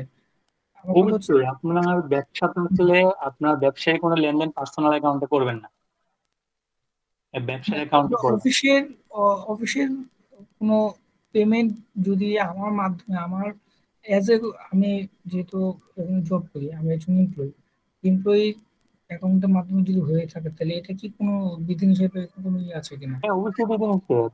মানে স্পেশাল ব্যাপার হচ্ছে বেটে যখন রেজিস্ট্রেশন করা হয় তখন হচ্ছে আপনার বিজনেসের সবগুলা ব্যাংকের নাম ওখানে দিতে হয়, এর মধ্যে হচ্ছে আপনার লেনদেন গুলা করতে হয়। তার মানে আপনি দুইটা আইনকে একসাথে করলে দেখা যায় হচ্ছে বিজনেসের অ্যাকাউন্টের মাধ্যমে হচ্ছে আপনার মানে ট্রানজাকশন গুলো করতে হবে। আপনার পার্সোনাল অ্যাকাউন্টে গেলে তো এটা হচ্ছে না, তাহলে তো আরো ইস্যু দাঁড়ায় যাবে। আচ্ছা, এই আমার একজন ক্লায়েন্টের এরকম একটা পদ্মায়িত হয়েছে, আমি ওনার ব্যাংক স্টেটমেন্টে যখন দেখি তখন দেখা যায় যে 4-5টা ব্যাংক অ্যাকাউন্ট আছে, তো দেখা যাচ্ছে যে খুবই কম টাকা। 30 জুনে যখন আমি দেখি তখন দেখা যাচ্ছে 1 টাকা আছে, কোথাও বা টাকা নাই। কিন্তু 1 ইয়ারের ভিতরে তার ভিতর ট্রানজেকশন এমন হয়েছে, 40 লাখ টাকা হয়েছে ট্রানজেকশন, 5 লাখ টাকা হয়েছে ট্রানজেকশন, কোনো কোনো ক্ষেত্রে মানে অনেক লাখ টাকা হয়েছে। তো এখন এই ক্ষেত্রে রিটার্নটা ওনার ফার্স্ট একটা রিটার্ন, এই ক্ষেত্রে কি করতে পারি, মানে এক্ষেত্রে কি কোনো সমস্যা হবে? আমার এটা হচ্ছে আপনার আপনার ব্যাংক রিকনস্ট্রাকশন করেন, ওনার টাকাগুলো কোনটা কোথায় থেকে আসছে ফাইন্ড আউট করেন, আমি এটা তো বুঝবেন না। ক্লোজিং ব্যালেন্সে 1 টাকা থাকো কিন্তু ট্রানজাকশন হচ্ছে না, ওইগুলো কিসের ট্রানজাকশন এটা আপনার দেখতে হবে না। আমাকে মূলত যেটা কি বলছে, আমি যখন তাকে বললাম যে যে 10 লাখ টাকা আছে, 5 লাখ টাকা যে ট্রানজেকশন গুলো হয়েছে এগুলো কিসের, তো উনি আমাকে বলছেন যে এটা অফিসের পেমেন্ট তার মাধ্যমে হয়েছে, বা আবার এমন হয়েছে যে অফিসের কোনো ক্লায়েন্টের টাকা তার অ্যাকাউন্টের মাধ্যমে ইন করছে, উনি তখন করে কি? উনি কি ব্যবসা ইনকাম আছে? সরি, ওনার মানে ইনকাম সোর্স কি? ওনার ইনকাম সোর্স হচ্ছে উনি একজন এমপ্লয়ি, আর ওনার কৃষিকাজ স্যালারি ইনকাম আছে, কৃষিকাজ খেতে ইনকাম আছে, আর কিছু ফটকা বিজনেস আছে যেটা আমাকে বলছে। ওনার তো স্বাভাবিকভাবে হচ্ছে মানে স্যালারি অ্যাকাউন্টে তো অন্যান্য কিছু ঢুকানোই নিতে, ট্রানজেকশন করে নিতে, ওনারা তো আদার সোর্স অফ ইনকাম ধরবেই করে। এটা তো তার স্যালারি অ্যাকাউন্ট তো না, এটা তার ওনার পার্সোনাল একটা অ্যাকাউন্ট। তো ওনার পার্সোনাল অ্যাকাউন্টের কারণে ওনার বস আর কি এটা বলছিলেন যে কয়েকটা ট্রানজেকশন গুলো করবে, তো এই কারণে ওনার অ্যাকাউন্টটা ইউজ করা হয়েছিল। এখন এই ক্ষেত্রে আমি দেখি যে 30 জুনে ওনার খুব একটা বেশি টাকা নেই, হয়তো কোথাও 1 টাকা আছে কোনো ব্যাংকে, কোনো ব্যাংকে 300 টাকা আছে, তো এরকম আর কি টাকা আছে। ভাই 30 জনের ব্যাপার না, আমি আপনাকে বলতেছি আপনার পুরো ইনকাম ইয়ারে ট্রানজেকশন গুলো অ্যানালাইসিস করেন, ন্যারেশন দেখেন, ব্যাখ্যা মানে একটা রিকনসিলিয়েশন দাঁড় করান, কোথা থেকে ফান্ড আসছে, কি করছে, ডিপোজিটের একটা রিজন থাকবে, ওরে অন্যান্য কোনো ব্যাংক ট্রান্সফার হলে ব্যাংক ট্রান্সফার থাকবে, ক্যাশ ডিপোজিট হলে তখন ইস্যু আসবে। ক্যাশ ডিপোজিট তো সহজে প্রমাণই করতে পারবে না যে এটা আদার্স থেকে আসছে, তাহলে বলবো এটা তার অন্য সোর্সের ইনকাম। সিম্পল, যেহেতু তার স্যালারি এমপ্লয়ি, স্যালারি ইনকাম দেখাইছে, স্যালারির জন্য সার্টিফিকেট আছে, এর বাইরেও বিভিন্ন ধরনের ট্রানজেকশন হচ্ছে, ক্যাশ হইলো, তো সেক্ষেত্রে এই টাকাগুলো অবশ্যই কোথাও দেখে আয় করছে। ভাইয়া ওনার অ্যাকাউন্টে শেষে 1 টাকা 2 টাকা কিভাবে থাকে? একটা অ্যাকাউন্টে তো সর্বনিম্ন একটা অ্যামাউন্ট রাখা লাগে, নাহলে তো অ্যাকাউন্টই ক্লোজ হয়ে যায়। না, স্যালারি অ্যাকাউন্টে রাখা যায়, আমার অ্যাকাউন্টের মাধ্যমে জিরো জিরো আসে না, 0.15 ও আসে। আচ্ছা, স্যালারি অ্যাকাউন্টে উনি ট্রানজাকশন করে। হয়তো পারে, কারণ স্যালারি অ্যাকাউন্টে স্যালারি অ্যাকাউন্টে তো আপনি পাঠাইতে পারবেন না, এখানে আপনি ইয়া করবেন কিভাবে? এটা তো কোম্পানি ছাড়া কেউ ইন করতে পারবে না। বুঝি নাই। স্যালারি অ্যাকাউন্টে না শুধু পাঠানো যায়, এদিক সেদিক ডিস্ট্রিবিউশন করা যায়, কিন্তু সব ঢুকানো যায় করা না। যায়, সব করা যায়, আপনার সব নর্মাল করা যায় না। ট্রানজাকশন A to Z করতে পারবেন, মানে স্যালারি অ্যাকাউন্টে বেনিফিট আছে, এই যে বললে 1 টাকা মানে মানে জিরো ব্যালেন্স হ্যাঁ বানায় ফেলা। হ্যাঁ, আচ্ছা। আমি মনে করছি যে অন্যান্য অ্যাকাউন্টের কথা বলছি, সেভিং বা কারেন্ট অ্যাকাউন্ট। না, এখন কথা হচ্ছে আপনার অ্যাকাউন্টে টাকা আসছে মানে এটার ব্যাখ্যা আপনারা দিতে হইব টুডে টুমরো, যদি না, আপনাকে এটা দেওয়া তো ট্রানজাকশন হচ্ছে না, এত টাকা ঢুকছে আবার চলে গেছে, ডেবিট ক্রেডিট হচ্ছে না, এগুলো তো স্টেটমেন্টে আছে। না। ওই যে আপনি সর্বশেষ একটা আইনজীবীর একটা ইয়ে শুনেন না, বাস হয়েছে যে হুম হুম, ধরুন হ্যাঁ হ্যাঁ। 30 তারিখের আগে সব তুলে লাইছে, তো সব ও তুলে আচ্ছা। লাইলে ওকে স্টেটমেন্টের মধ্যে হিট আছে না, হ্যাঁ, এটা তো আছে। তো এটা আপনি ফাইল করে স্টেটমেন্টটা দিচ্ছে, মুছে সেটা ফেলতে বাইরেছে পারবেন। না। তবে তো আর ওরা, আপনি না মুছে ফেললেন বা হ্যান ত্যান করলেন, আর ওরা তো একটা ব্যাংকে একটা সিটি দিলে সুন্দর করে আপনার সবকিছু চলে আসবে, আপনার হ্যাঁ, কোনো দরকারও নাই ডাকাডাকি করা। আপনার এগুলো ব্যাখ্যা দেওয়ার লাগে, এটা এটা কই থেকে আসছে কেমনে বলেন, আর আপনি ক্যাশ ডিপোজিট করছেন ঠিক আছে, এবার আদার সোর্স অফ ইনকাম, এবার ট্যাক্স দেন, শেষ। হ্যাঁ, ধরবে এটা ওরা। আচ্ছা আগাই, মানে শেষ করতে পারতেছি না।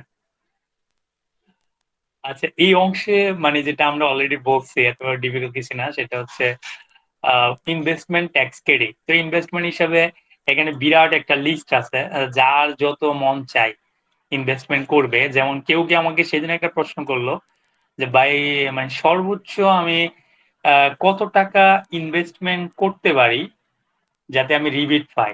তো আমি অনেক চিন্তা করলাম যে আমি তো স্বাভাবিকভাবে হচ্ছে বলি যে আপনি একদম অ্যাটলিস্ট তো নেট যে ইনকামের 3% তো রিবেট পাবেই। তো সেক্ষেত্রে দেখা যায় এখন 3% অ্যামাউন্টটা কত হবে, 3% তো রিবেট পাবে, 3% পাওয়ার জন্য তো সেক্ষেত্রে হচ্ছে আমার মতে হচ্ছে দুইটা জিনিস, এক হচ্ছে নেট ইনভেস্টমেন্টের 15% অথবা আপনার ইনভেস্টমেন্টের হচ্ছে 3%, এই দুইটার মধ্যে কম্পেয়ার করে হচ্ছে আপনাদের ইনভেস্টমেন্ট করা উচিত। যদিও আসলে মানুষ ওইরকম চিন্তা করে ইনভেস্টমেন্ট করে না, কারণ যারা একটু রিস্ক নিতে পছন্দ করে তারা একটা সোর্স হয়তো ইনকাম করে আমার মতো শেয়ার মার্কেটে পড়ে থাকে আর লস খায়। আর যারা হচ্ছে রিস্ক নিতে না চাই তারা হচ্ছে বিভিন্ন জায়গায় যেমন এফডিআর, সেভিংস সার্টিফিকেট, অনেক বেনিফিট এগুলোতে যায়। তো সেক্ষেত্রে দেখা যায় এগুলোর ক্ষেত্রে কিন্তু লিমিট আছে, যেমন contribution to deposit pension fund, এটা সর্বোচ্চ কত করতে পারবে, এরকম করে সেভিং সার্টিফিকেট কত করতে হবে, তো ওইরকম করে সাধারণত অনেকে করে। সেটা ইজিলি আপনার ডকুমেন্টেশন যদি নিয়ে নেন, লাইফ ইন্স্যুরেন্স অনেকে করে। তো সেক্ষেত্রে যেটা বেশি খেয়াল রাখতে হবে, কারণ এই ক্ষেত্রে কিন্তু আপনি যখন সার্টিফিকেট গুলো পাবেন তখন হচ্ছে সাধারণত হচ্ছে ক্লোজিং ব্যালেন্স থাকে, ওপেনিং এই বছরে যতটুকু জমা দিচ্ছে এটা, তারপর হচ্ছে একটা ক্লোজিং ব্যালেন্স থাকে। তো সেক্ষেত্রে আপনি কি করবেন, এই বছর যেটা জমা দিচ্ছে এটাই কিন্তু আপনি রিবেট পাবেন, ইনভেস্টমেন্ট রিবেট। এটা মাথায় রাখতে হবে, ক্লোজিং ব্যালেন্সের উপর না, যতটুকু জমা দেওয়া হয়েছে এই বছর এটার উপর হচ্ছে রিবেটটা পাওয়া যাবে। ভাইয়া, এই যে যখন প্র্যাকটিক্যালি করাবেন, এই যে ইনভেস্টমেন্টের যে খাতগুলো আছে না এখানে, আপনার ধরেন ইনভেস্টমেন্ট ইন সিকিউরিটিজ, এগুলা তো আপনার ধরেন প্রফেশনাল কিছু কাগজপত্র থাকে, যদি আমাদেরকে এগুলা দিতেন পিডিএফ আকারে তাহলে দেখতে সুবিধা হতো আর কি। এটা মানে এতটা মানে ধরেন ওখানে আপনার এক একটা যেটা অ্যাকাউন্ট বুঝবেন এক না এক ভাবে এরকম না, বাইর হতো। মানে এগুলো হ্যাঁ হ্যাঁ, ধরেন আচ্ছা, আমি প্রভিডেন্ট ফান্ডের পরবর্তীতে একটা স্টেটমেন্ট থাকে না, ধরেন এটা ওই আমার কাছে একজন ক্লায়েন্ট যদি নিয়ে আসে তাহলে সে তো স্টেটমেন্ট নিয়ে আসবে, তো এখন থেকে যদি এগুলোর সাথে পরিচিত হই তাহলে ধরেন ওগুলা দেখলে আর ভয় লাগবে না। আচ্ছা ঠিক আছে, আমি যেহেতু এডিট করি না আমার কাছে আছে, পরবর্তীতে আমি দেখাবো, মনে করে দিয়ে। হ্যাঁ, মানে জাস্ট উপর দিয়ে আপনি ওই নামটাকে ব্লার করে দিয়েন তাহলে হবে, আর ইয়া লাগবে না, ওকে, এই কারণে এলাকা আজকে ভয় কাটে যায় আর কি। হ্যাঁ, এডিট ওখান করি নাই থেকে তো আজকে কিভাবে দেখালাম। ডাটাকে এক্সট্রাক্ট করতে হবে ওই জিনিসগুলো দেখলে ভালো হবে, ভয় কাটে যাবে। বুঝছি, ঠিক আছে, নেক্সট টাইম একটা দেখাবো। ভাইয়া আবার একটু বলবো, নিট ইনকাম, নিট ইনভেস্টমেন্টের 15%, আর কি বললেন ভাইয়া 5% যেটা? নেট ইনকামের হচ্ছে 3% অথবা ইনভেস্টমেন্টের 15%, যেটা কম এটার উপরে হবে। ভাই সময় নেই আর, বেরো যেতে হবে। বেরিয়ে যেতে হবে, 6 মিনিট দেখাচ্ছে। আমি আজকে ক্লাসটা তাড়াতাড়ি শেষ করে যাচ্ছিলাম, শরীরটা তো একটু ভালো না। আচ্ছা, ভালো আলোচনা এইটুকু হয়েছে, অনেক কিছু জানা হলো। এইটুকু শেষ করি, তারপর 8 এবং 9 পৃষ্ঠা বিরতির পর শুরু করবো। বিরতি আজকে দিব না, আমি জাস্ট হচ্ছে বের হয়ে আমি আর নতুন লিঙ্ক দিব, আপনার ঢুকে যাবেন। আচ্ছা, তারপর হচ্ছে এই অংশটা তো আমরা আর কিছু বললাম না, যে যত ধরনের ইনকামই করুক না কেন এই খরচগুলো তো ফিক্সই থাকবে। মানে কেউ দেখা যায় 10টা সোর্সে ইনকাম করে বা 20টা সোর্সে ইনকাম করে, কিন্তু দেখা যায় তাদের হচ্ছে মানে পার্সোনাল যে খরচপাতি এটা কিন্তু সেমই থাকে। আর এটা অনেকটা হচ্ছে অ্যাজিউম করে বসায়, আর কেউ সঠিক দেয় না। এটা হচ্ছে আপনারা যা করবেন আয়ের সাথে সামঞ্জস্য রেখে একটা খরচ দিবেন। আবার এরকম না যে আয় করতেছে 10 লাখ, খরচ করে হচ্ছে 20 লাখ, তো সেই টাকা কিন্তু আমার মিলে যাবে। মানে এটা ইনকামের সাথে, যেমন এখানে 4.5 লাখ টাকা দেওয়া হয়েছে, ওই রকম করে হচ্ছে আপনাদের হচ্ছে একটা ম্যাচ করে হচ্ছে আপনাদের অ্যামাউন্টটা দিতে হবে। তো আশা করি হচ্ছে আমাদের এই দুইটা মানে 8 এবং 9 নাম্বার টেস্ট একটু ভালো করে বোঝাতে হবে, প্লাস কম্পিটিশন শিক্ষা, কারণ এখানে অনেকগুলো নিয়ম আছে যে আমি দেখলাম। দেখেন টোটাল সোর্স অফ ফান্ড মানে আমাদের ইনকাম যেগুলো ছিল হেডিং এর। আচ্ছা, এর আগে আমরা একটা কাজ করে নেই। আপনারা যদি এখানে দেখেন, এদের জন্য কিন্তু এই যে এখানে নিচের 5টা আছে এর জন্য কোনো শিডিউল নাই। তো শিডিউল নাই মানে ক্যাপিটাল গেইন যেখান থেকে হয় আপনার আলাদা পেজ অ্যাটাচ করে ক্যালকুলেশন করে নিতে পারেন। তো সেক্ষেত্রে যদি আমরা ধরলাম এখানে হচ্ছে একটা মেশিনারিজ বিক্রি বা কোনো একটা সোর্স থেকে একটা ক্যাপিটাল গেইন আসলো 5 লাখ টাকা, এটা আমরা ইনকাম হিসাবে দিলাম। তো আবার দেখা যায় যদি আমাদের ইনকাম ফ্রম ফিনান্সিয়াল অ্যাসেট, যেমন ব্যাংক ইন্টারেস্ট, ডিভিডেন্ড, সিকিউরিটিজ, এগুলো কিন্তু ইজিলি হচ্ছে ক্যালকুলেশন করা যায়। তো সেক্ষেত্রে আপনারা যখন এটা ক্যালকুলেশন করবেন তখন হচ্ছে আপনারা দেখতে হবে মানে একটা ব্যাংক স্টেটমেন্ট নিবেন, নেওয়ার পর ওখানে দেখবেন মানে ওখানে ডিপোজিট গুলা কখন কখন হয়েছে। ওখানে ডিপোজিট গুলো হচ্ছে আপনাকে দেখতে হবে যে সুদের ডিপোজিটটা কখন হয়েছে, তার সাথে টিডিএসটা কাটছে কিনা। অনেকে এই ধরনের প্রবলেম ফেস করে যে মেয়াদি যে ইয়াগুলো হয়, এফডিআর হয়, অনেক সময় দেখা যায় শেষ মুহূর্তে হচ্ছে ইন্টারেস্ট দিয়ে দিছে কিন্তু টিডিএসটা কাটে না। যদি এটা কম হয় ম্যাক্সিমাম হচ্ছে টিডিএসটা কেটে ফেলে। তো তার সাথে হচ্ছে টিডিএসটা ম্যাচ করে আপনি এটাতে দিয়ে দিবেন। তো সেক্ষেত্রে আমরা ধরলাম এখানে 2 লাখ টাকা সে পাইছে, জাস্ট দেখানোর জন্য। আদার সোর্স অফ ইনকাম, এখানে যাই কোথাও কোনো হেডে যদি প্রমাণ না করা যায়, এই জায়গাটা এখানেই ডেঞ্জারাস যে কোথাও কোনো কিছু যাচ্ছে না, সেটাই কিন্তু এই হেডে নিয়ে নেবে, আপনি না নিলেও আয়কর কর্তৃপক্ষ এখানে নিয়ে নেবে যদি আপনি প্রমাণ না করতে পারেন আপনার ব্যাংকে ডিপোজিট আসছে এটা কোথায় থেকে আসছে। তারপর হচ্ছে আমরা শেয়ার অফ ইনকাম মাইনর, আপনার একটা জিনিস আছে যে ইনকাম অফ মাইনর অথবা স্পাস, যদি আপনার বাচ্চা কাচ্চা টিউশন বা বিভিন্ন আদার সোর্স থেকে ইনকাম থাকে অথবা ওয়াইফের যদি কোনো ইনকাম থাকে, ওনারা যদি রিটার্নে না দেখায় সেক্ষেত্রে কিন্তু ওইটাও আপনি দেখাইতে পারেন। তো দেখালাম যে 50,000 টাকা ওরা পাইলো, কারণ আপনি খেয়াল করেন যেগুলোর হচ্ছে শিডিউল নাই এগুলোর ক্যালকুলেশন কিন্তু সহজ, যেগুলোর শিডিউল আছে এগুলোর ক্যালকুলেশন বেজার বলেই কিন্তু ওখানে শিডিউল দেওয়া হয়েছে। তারপর তাহলে হচ্ছে ভাই এখানে যেগুলা যে ইনকাম গুলো আসবে এগুলা ওই ট্যাক্স সহই আসবে না? হ্যাঁ মানে গ্রসই আসবে, কারণ যেহেতু গ্রসে পরবর্তীতে আসবে। হ্যাঁ এটা আইনেও আছে, আপনার টিডিএস কাটলেও গ্রসটা দেখাবেন, পরে হচ্ছে টিডিএসটা অ্যাডজাস্ট করবেন। ঠিক আছে। তারপর এখানে দেখলাম আমাদের সব সোর্স থেকে এই যে এখানে ইনকাম যে আসছে এটা কিন্তু ট্যাক্সেবল ইনকাম। এর সাথে আমাদের 5,10,000 টাকা আসছে, কারণ এখানে কেবল দুইটা জিনিস আমি দেখাইছিলাম। যদি আপনি পেজ নাম্বার 3 তে যাই,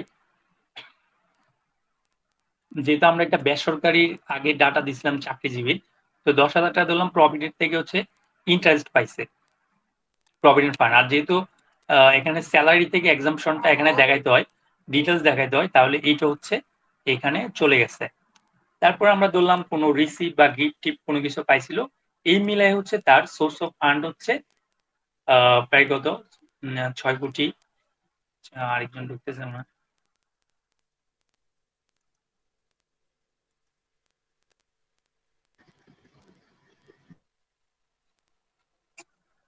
তাহলে এইটা হচ্ছে আমাদের মোটামুটি হচ্ছে চলে আসতেছে প্রায় 67,72,000। এইটা হচ্ছে সোর্স অফ ফান্ডের ক্ষেত্রে আমার গেল। তো এখানে আমরা এই জিনিসটা, কারণ আমি এখানে অ্যামাউন্টটা বাড়াই দিচ্ছি কারণ আজকে সারচার্জের একটা ব্যাপারটা আমি নিয়ে আসছি যে সারচার্জটা কখন ক্যালকুলেশন করতে হয়। তো আমি এখানে দেখাইলাম যে গত বছরে নেট ওয়েলথ ছিল 4 কোটি টাকা। তাহলে দেখা যায় এগুলো যখন তারপর এখানে যখন আমরা দুইটা মিলে প্রিভিয়াস আর এটা, তো আমার যত টাকা আসতেছে তার সাথে যখন আমরা এক্সপেন্স করছি এটা যখন বাদ দিচ্ছি, তখন হচ্ছে আমাদের যে আমাদের 4,63,22,000 টাকা আসতেছে। তো আমি এখানে আরো কয়েকটা জিনিস দেখাইছি যে এখানে বলছে পার্সোনাল লাইবিলিটিস আউটসাইড বিজনেস। বিজনেসের বাইরে যদি পার্সোনাল লাইবিলিটিস দেখি, যেমন ইনস্টিটিউশনাল আমি দেখাইলাম একটা, মানে ব্যাংক থেকে যদি নিয়ে থাকেন, তারপর নন ইনস্টিটিউশনাল যদি থাকে এটা এখানে আসলো, আদার্স থাকলে আসলো। তো এই ক্ষেত্রে লাইবিলিটিস দেখলাম আমার এইটুকু আসলো। তো এখন আমার গ্রস ওয়েলথ দেখেন, আপনি যদি সবগুলো যোগ করেন তাহলে 8 নাম্বার পেজে 4,69,22,500 আসতো। এখন এই পেজ হচ্ছে আগের পেজে গ্রস ওয়েলথটা কোন কোন অবস্থায় আছে এটা হচ্ছে আমরা এখানে দিব। তো আপনাদের একটা জিনিস খেয়াল রাখবেন যে বিজনেসের যখন আমাদের ক্যাপিটাল থাকে, আমরা কিন্তু বিজনেসের ক্যাপিটাল দেখাচ্ছিলাম হচ্ছে 6 নাম্বার পেজে যদি যাই,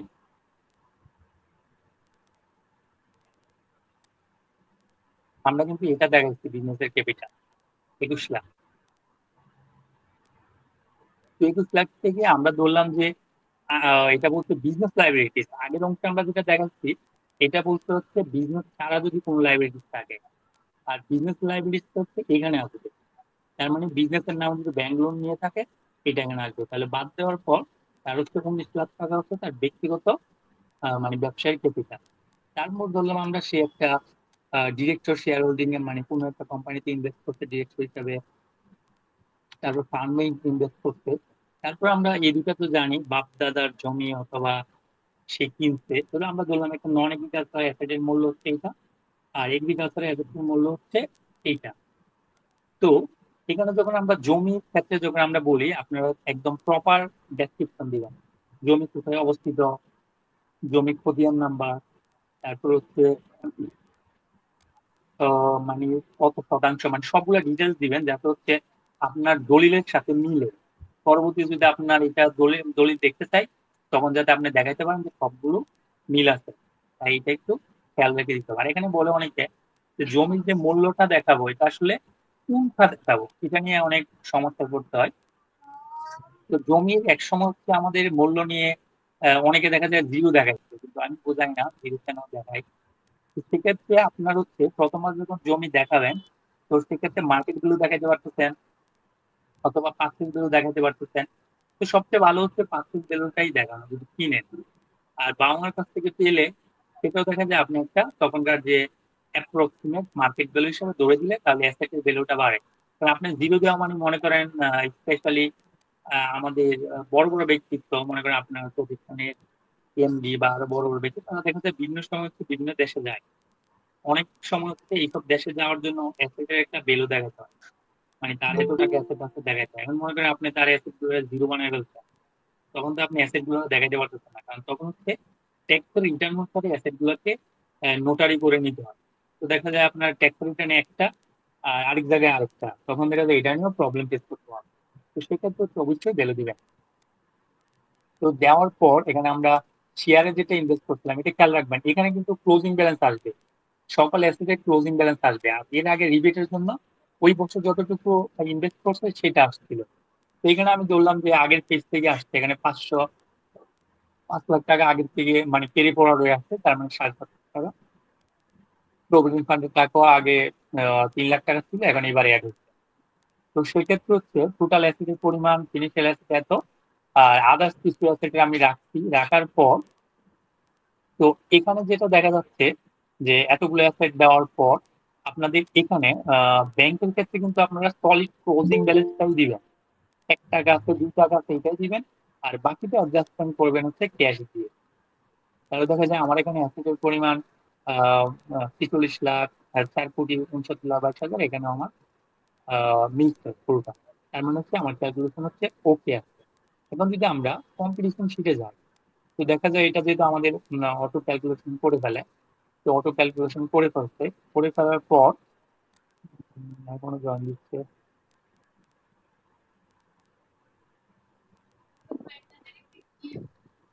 এখন দেখেন এখানে কিন্তু আমার প্রায় ট্যাক্স চলে আসছে কত, এখানে কিন্তু কত 12 লাখ 750 টাকা। করেন ভাই, আমাদের একটা চার্টটা আছে,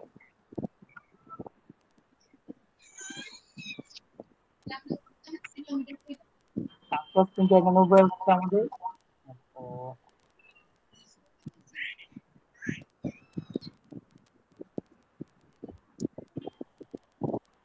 আপনারা একটু দয়া করে মিউট করেন, কারণ আপনি তো বুঝতে পারতেছেন কার থেকে সাউন্ড আসতেছে। সারচার্জ হচ্ছে আমাদের এখানে 10% হবে। 10% হওয়ার কারণ হচ্ছে 4 কোটি টাকার উপরে গেছে, তো সেক্ষেত্রে আমাদের হচ্ছে 10%। তাহলে আমার যত টাকা ট্যাক্স আসছে, ও সরি এখানে হবে না, আমি তো রিবেট পাবো। আচ্ছা আমরা ট্যাক্স ক্যালকুলেশন করে বলছি, এখানে দেখা যায় সে ইনভেস্টমেন্ট আছে টোটাল হচ্ছে 4,50,000। তাহলে আমাদের হচ্ছে অ্যাকচুয়াল ইনভেস্টমেন্টের পরিমাণ এত, 3% অফ ইনভেস্টমেন্টের এত, আর সর্বোচ্চ 10 লাখ, সেই অনুসারে হচ্ছে 67,500 টাকা ইনভেস্টমেন্ট রিবেট পাচ্ছে। তো সেক্ষেত্রে দেখা যায় এই রিবেটটা যখন আমরা বাদ দিচ্ছি তার ট্যাক্সের পরিমাণটা হচ্ছে 11,96,250 হয়ে গেছে। তো মিনিমাম ট্যাক্স দেখা যায় এখানে আসতেছে না। তো এখানে যদি আমরা আরো যদি আমরা এখানে এআইটির ব্যাপার নিয়ে আসি, এখানে যখন আমাদের ট্যাক্সের পরিমাণটা টোটাল যেটা আসতেছে, আমি একটা ঘর বাড়াই, তো আমরা যদি এখানে ম্যাক্স ব্যবহার করি, আমরা এই দুইটা থেকে যেটা বড় সেটা সিলেকশন হইলো। তো দেওয়ার পর হচ্ছে আমাদের এখানে আমরা একটা গড় দিব। এইটা এখন আমাদের যেটা সারচার্জের যে ব্যাপারটা ছিল, কারণ আপনার রিবেটটা বাদ দেওয়ার পরই কিন্তু আপনার সারচার্জটা ক্যালকুলেশন করতে হবে। তারপর হচ্ছে কি আপনি মানে নেট ট্যাক্স গুলো আসবে। তো সারচার্জ আমরা এটার উপর 10% চলে আসছে, তাহলে তার নেট যে ট্যাক্সের পরিমাণ এইটা যোগ হচ্ছে এটা। তো দেখা যায় net tax payable, net tax payable হচ্ছে 13,15,000 যেটা আসতেছে। তো সেক্ষেত্রে ধরেন তার স্যালারি থেকে টিডিএস কাটলে এটা অন্যান্য ইনকাম থেকে কাটছে এটা, আরো যদি কাটাকাটি থাকে তো সেক্ষেত্রে সব বাদ গিয়ে দেখা যায় আমাদের বাকি টাকাটা হচ্ছে এই চালানের মধ্যে দিয়ে দিতে হবে। তো সেক্ষেত্রে দেখা যায় তার প্রায় অনেক টাকা চলে আসছে, 11,56,000। এই ধরনের ইনকাম যেহেতু বেশি, সেক্ষেত্রে কিন্তু তার অ্যাডভান্স ট্যাক্সের ব্যাপার আসতো, কারণ ফাইনালি সে এত টাকা ট্যাক্স দেওয়ার সুযোগ যাতে না থাকে, এর জন্যই কিন্তু 4 কিস্তিতে অ্যাডভান্স ট্যাক্সের বিধানগুলো চলে আসছে, যেটা এখানে দেখা যায় 11 লাখ সামথিং। তো সেক্ষেত্রে দেখা যায় তার বিভিন্ন সোর্সে ইনকাম থাকলে, সেখানে টিডিএস এর পরিমাণ কম থাকলে ওখানে কিন্তু আবার অ্যাডভান্স ট্যাক্স পেমেন্ট করে না হয় কিন্তু আবার সমস্যায় পড়বে। তো এইটুকু হচ্ছে আজকের মানে আলোচনার ব্যাপার। আপনার প্রশ্ন থাকলে করতে পারেন।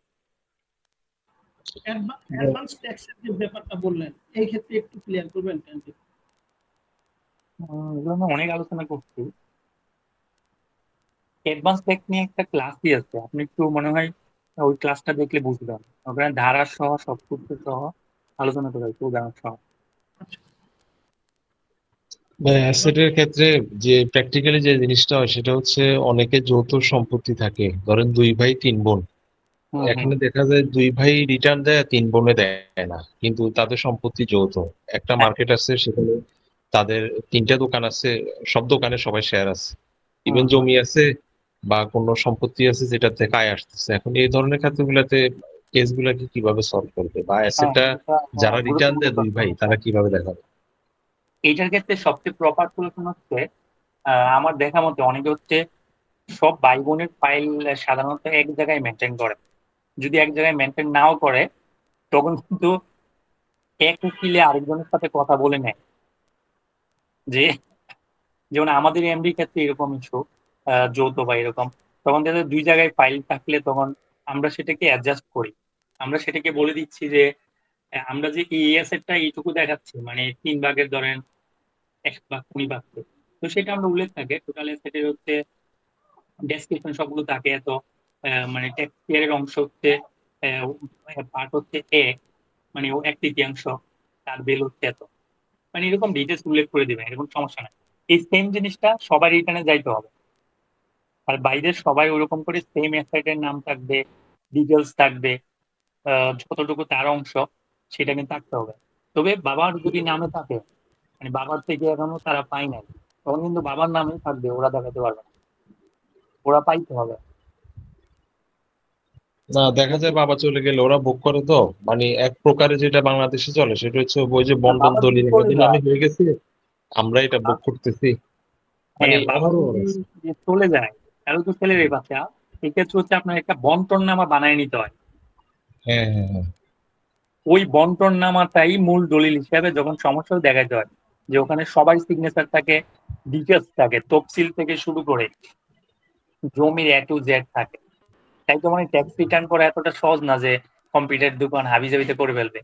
তা আপনি এই যে জিনিসটা বলছেন, এটা একটা কমপ্লেক্স সিচুয়েশন। আপনি হ্যাঁ প্রথমে হ্যাঁ, আপনি সব ভাই এটাই ভাই বোনকে তো অনেক বেশি সব ভাই বাংলাদেশে। বোন কিন্তু আপনার শুরুতে একটা দিয়ে করতে পারবেন না। ইভেন দুই ভাই বা এক বোনের মধ্যে একটা সমস্যা থাকবে বাংলাদেশে পারস্পরিক, ঘরে আপনি ঘরে এটা। তাহলে কি করবেন, আপনি একবার ওর কাছে যাবেন, ওর কারণ দলিল তখন একটা হবে, তখন কিন্তু সবাই ব্যবহার করতে পারবে, কিন্তু হওয়ার আগ আচ্ছা পর্যন্ত তো সবার জন্যই প্রবলেম, মানে সবার রিটার্নেই প্রবলেম আসবে। তো সেক্ষেত্রে আচ্ছা। হচ্ছে একটা বন্টন নাম হচ্ছে একটা করে নিতে হয়, মানে কষ্ট করে হলেও করে নিতে হয় প্রপারলি কাজ করতে গেলে। আপনি তাহলে সামনের কেসগুলোতে একটু এই ধরনের টাচ রাখিয়েন, তাহলে একটু। হ্যাঁ, আমি রিটার্নের উপর আরেকটা ইয়ে হবে তো এক্সেলে, তো ওখানে আমি একটু কমপ্লেক্স সিচুয়েশন রাখি। হ্যাঁ, মানে এগুলো রাখলে এটা ঘরে ঘরে অবস্থা তো সব জায়গায়। এইটা থাকবে, আর হচ্ছে যে ভ্যালুটা ক্যালকুলেট বন্টন নাম্বার ব্যাপারটা, বন্টন নাম্বার ব্যাপারটা তো তখন আসবে যদি ওনাদের ভিতরে এটা ডিভাইড হয়ে যায়, তাহলে বুঝি না ভাই, একটু স্পষ্ট করে বলেন। ইভেন ভাইয়া মামলাও করে দেয়, মামলাও চলে এক ভাই বোনের নামে, যে আমারও ওই ভাড়া দেয় নাই, ওই বিল্ডিং ওই মার্কেটে ভাড়া দেয় নাই, ওই জমির অংশ দেয় নাই, ইভেন মামলাও চলে, তখন তো আরো কমপ্লেক্স হয়ে যায়। কারণ আমি নিজেই, আমি আপনার কেন বললাম কঠিন, আমি নিজে একটা ডিট করতে গিয়ে 1 বছরে পারি নাই, কারণ সবারই একসাথে করা সম্ভব না, বা কেউ হ্যাঁ সম্মতি হ্যাঁ দেয় না, বা কেউ বলে ও যা ভালো বুঝায়, কেউ বলে না উপরের তালা নিবে না নিচ তালা নিবে, হ্যাঁ হ্যাঁ নিচ তালা না উপরের তালা নিবে, দোকান এটা না ওইটা নিবে, এরকম সিচুয়েশন পড়তে হবে দেখতে গেলে। এই সকল ক্ষেত্রে হচ্ছে জমি যেই মূল্যটা আছে, দলিলে যে মূল্যটা থাকবে ওইটা কি দেখাতে হয় না, মানে রিটার্ন তো করতে হবে, কারণ সে বন্টনামা হচ্ছে যেটা আমার এখন মূল্য তো আপনি দেখাই যায়, কিন্তু আপনার যখন ওই অ্যাসেট থেকে যখন বাড়ারও ব্যাপার আসতেছে, বাড়াও আপনি দেখাইলেন, কিন্তু আপনার যেগুলা অ্যাসেটের ভিত্তি কি, ধরুন 10 তলা বিল্ডিং এর 3 জনের মালিকানা, কতটুকু দেখাবেন? হ্যাঁ, একটা প্রশ্ন 10 চলে তলা আসে। বিল্ডিং এর 3 জনের মালিকানা আছে, তো তাদেরকে তো ফ্লোর ভাগ করতে হবে, তাদের নিচে ভাড়া বেশি উপরে ভাড়া কম, তো এরকম করে হচ্ছে একটা বন্টন নামা করতে হয়। তখন আপনি স্টরেজ দেখালেন যে আমি এই 3 ফ্লোর হচ্ছে আমার, এইটার অ্যাসেটের ভ্যালু হচ্ছে এত, আমার বার্ষিক ভাড়া আসতে হচ্ছে এত, তাহলে সহজ হয়ে গেল। না, এই ক্ষেত্রে কোনো ব্যক্তি মারা গেল, তার সন্তানদের রেখে গেল, হ্যাঁ, তো রেখে যাওয়ার পরে তাদের অ্যাসেট গুলো তো তার মধ্যে বন্টন হওয়ার কথা, যতদিন পর্যন্ত তাদের নামে বন্টন নামা বা মিউটেশন না হবে ততদিন পর্যন্ত কিন্তু তার ছেলে মেয়েও বলতে পারবে না এই অ্যাসেটটা আমার, বা তার ফাইলেও দেখাইতে পারবে না। না না কিন্তু না, এরকম না, বাবা মা মরে গেছে মানে এগুলো অ্যাসেটের মালিক ওরা, মিউটেশন করুক আর না করুক। না, মালিক ওরা ঠিক আছে, কিন্তু যখন আমি ইনকাম ট্যাক্স ফাইলে দেখাবো তখন আমি যতক্ষণ পর্যন্ত মিউটেশন না করব, আমার নামে ট্রান্সফার করে না নিব, ততক্ষণ পর্যন্ত দেখাইতে পারবো যে এটা আমার। ভাই আপনি তাহলে তো এটা তাহলে তো মানে কি কইতাম, এখন মনে করেন আপনি করলেন না কিছু, 10 বছর পরে সম্পত্তিতে 5 কোটি টাকা বা 20 কোটি টাকা হচ্ছে ইয়ে আসলো, রেন্ট আর পাইলেন আপনি, তাহলে আপনি কি বসে বসে খাবো এটা? আর এনবিআর বসে বসে চোখ দেখবে, মানে থাকবে যে মিউটেশন করানো দিকে, এই ফ্যাসিলিটি গুলো থেকে রেন্ট কারা নিবে, কারা দেখাবে? সেটা আপনি কিন্তু একজন মানুষ যখন মৃত্যুবরণ করতেছে তার একেবারে ইনস্ট্যান্ট তারপরেক্ষণ থেকে মালিক কিন্তু তার উত্তরাধিকারী যারা আছে তারা, কিন্তু প্রশ্ন হলো যে এখানে তো আপনি কাগজে কলমে দেখাইতে পারতেছেন না, তখন এনবিআর এখানে কি সক্রিয়তা করবে কি, নাকি আমি যেদিন থেকে না, এটা তো আপনার আইন অনুসারে কম্পালসরি আপনাকে করে দিতে হবে, আপনার দিকে তো আপনার উপর নির্ভর করতেছে না, আপনি বাঁচার লাগি হচ্ছে আপনি এগুলো করে নিবেন, এটা তো আপনার ধরলে আপনার জন্য অডিটে করবে, আপনার তো বন্টন নামা চাইবে, তো তখন বলবেন যে আমি করি না, এটা তো বাঁচতে পারবেন। রাসেল ভাই, আমি আজকে সেম এই আপনি যে কথা বললেন, আমার পাশের বাসায় আমার এক চাচা, উনি মনে হয় 20 বছর ধরে ভাড়া খাইতেছে 1 লক্ষ টাকার উপরে, ওনার ফাইলের মধ্যে নাই, ওনার কিন্তু বন্টন হয় নাই, কিন্তু যার যার সেপারেশন থাকতেছে ভাড়াটা তুলে খাইতেছে। তো আমি বললাম আপনার ফাইলে তো এগুলো দেখানো দরকার। না আমি এগুলো দেখাবো না, আমাদের বন্টন হয় নাই। আমি বললাম যদি ফাইল অডিটে পড়ে যখন ইনকোয়ারি হবে তাহলে তো আপনি ধরা খাইবেন। না কোনো সমস্যা হইতো, তখন বুঝাই দিব যে আমাদের হয় না, আমি পাই নাই। বললাম যখন অডিটে পড়ে তখন বুঝতে পারবেন, এখন কিছু বুঝতেছেন না, তখন যত বছর ভাড়া খাইছেন সব আপনার ট্যাক্স হয়ে যাবে। আপনি তো 1 লাখ টাকা করতেছেন, 50 লাখ 60 লাখ টাকা ভাড়া পায়, এই পর্যন্ত অ্যাসেট গুলো এখনো রিটার্নে আনে না। তাহলে এই ক্ষেত্রে মনে করেন বন্টন হলো না, তাহলে কি সে দেখাই দিতে পারবে? হিসাব অনুসারে নিবে, হ্যাঁ, সে বন্টন হয় নাই, সে ভোগ দখল করতেছে, সে ট্যাক্স ফাইলে দেখাই দিচ্ছে, সমস্যা নেই। না কিন্তু ওটা দেখাইতে হবে, আর যখন রেন্ট আসবে ওখানে, রেন্ট আসবে তো আরো তাড়াতাড়ি দেখাইতে হবে। হ্যাঁ, ওইটাই কথাটা, একবারে যদি আমি রেন্টটা দেখাই তখন কিন্তু একটা অপরাধ হলো আমার বন্টনটা হয় নাই, কিন্তু আমি মূলত ট্যাক্সটা সরকারকে দিয়ে দিলাম। ইভেন এমনও হয় যে এরকম 5 ভাই বা 3 ভাই, 1 ভাই 3 ভাই বউ আনছে, একটা বউ এদিক সেদিক পড়ে, ওই তালে পড়ে বাবা মারা যাওয়ার পর দেখা যায় তার কাছে পাওয়ারও প্যাটার্ন নিয়ে দিয়ে যায়, সে দেখা যায় একটা বিক্রি করে ফেলে, মানে যৌথ সম্পত্তি। ইভেন এটা নিয়েও ঝামেলা চলে, পরে দেখা যায় 3 জনই রিটার্ন দেয়, কিন্তু 1 ভাই বিক্রি করে ফেলে তার পাওয়ারও প্যাটার্ন নিতে, তখন ওইটাও আপনার রিটার্নে 3 জনের রিটার্নে দেখাইতে গেলে আরেক ঝামেলা হয়ে যায়। এমনও কেস অহরহ হচ্ছে। থাকবে তো, রিটার্নে এগুলো কমপ্লেক্স না থাকলে তো তাহলে যে কেউ কাজ করবে, তো উকিল দরকার কেন? এখন এই জিনিসগুলো মানে সলভ কি হবে বা এগুলো একটু দিক দর্শন দিয়েন। রাসেল ভাই, আমি অন্য একটা কোশ্চেন করতে চাইছিলাম, সেটা হচ্ছে এই গোল্ডের ব্যাপারে। গোল্ড সেলস করলে সেটা তো ক্যাপিটাল গেইন হিসেবে আসবে, তাই তো? না না, ক্যাপিটাল হবে না। ওটা কি আদার সোর্সে দেখাই দিব? হ্যাঁ হ্যাঁ, কারণ ওটা আইনে সরাসরি বলা আছে, এগুলো ব্যবহার্য জিনিস না, এটা তো আপনি গোল্ডের ব্যবসা করতেছেন না। ও আচ্ছা আচ্ছা। এখন ধরেন ভাই আমার ফাইলে, পুরাতন ফাইলে 10 লক্ষ টাকা, তো 10 ভরি স্বর্ণের ভ্যালু 10 লক্ষ টাকা দেয়া আছে। আমি ধরেন এখন তো গোল্ডের ভ্যালু বেশি, তো আগের ফাইলে ছিল।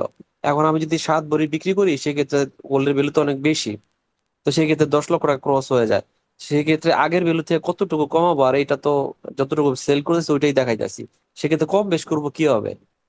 বুঝি নাই, আবার বলবেন?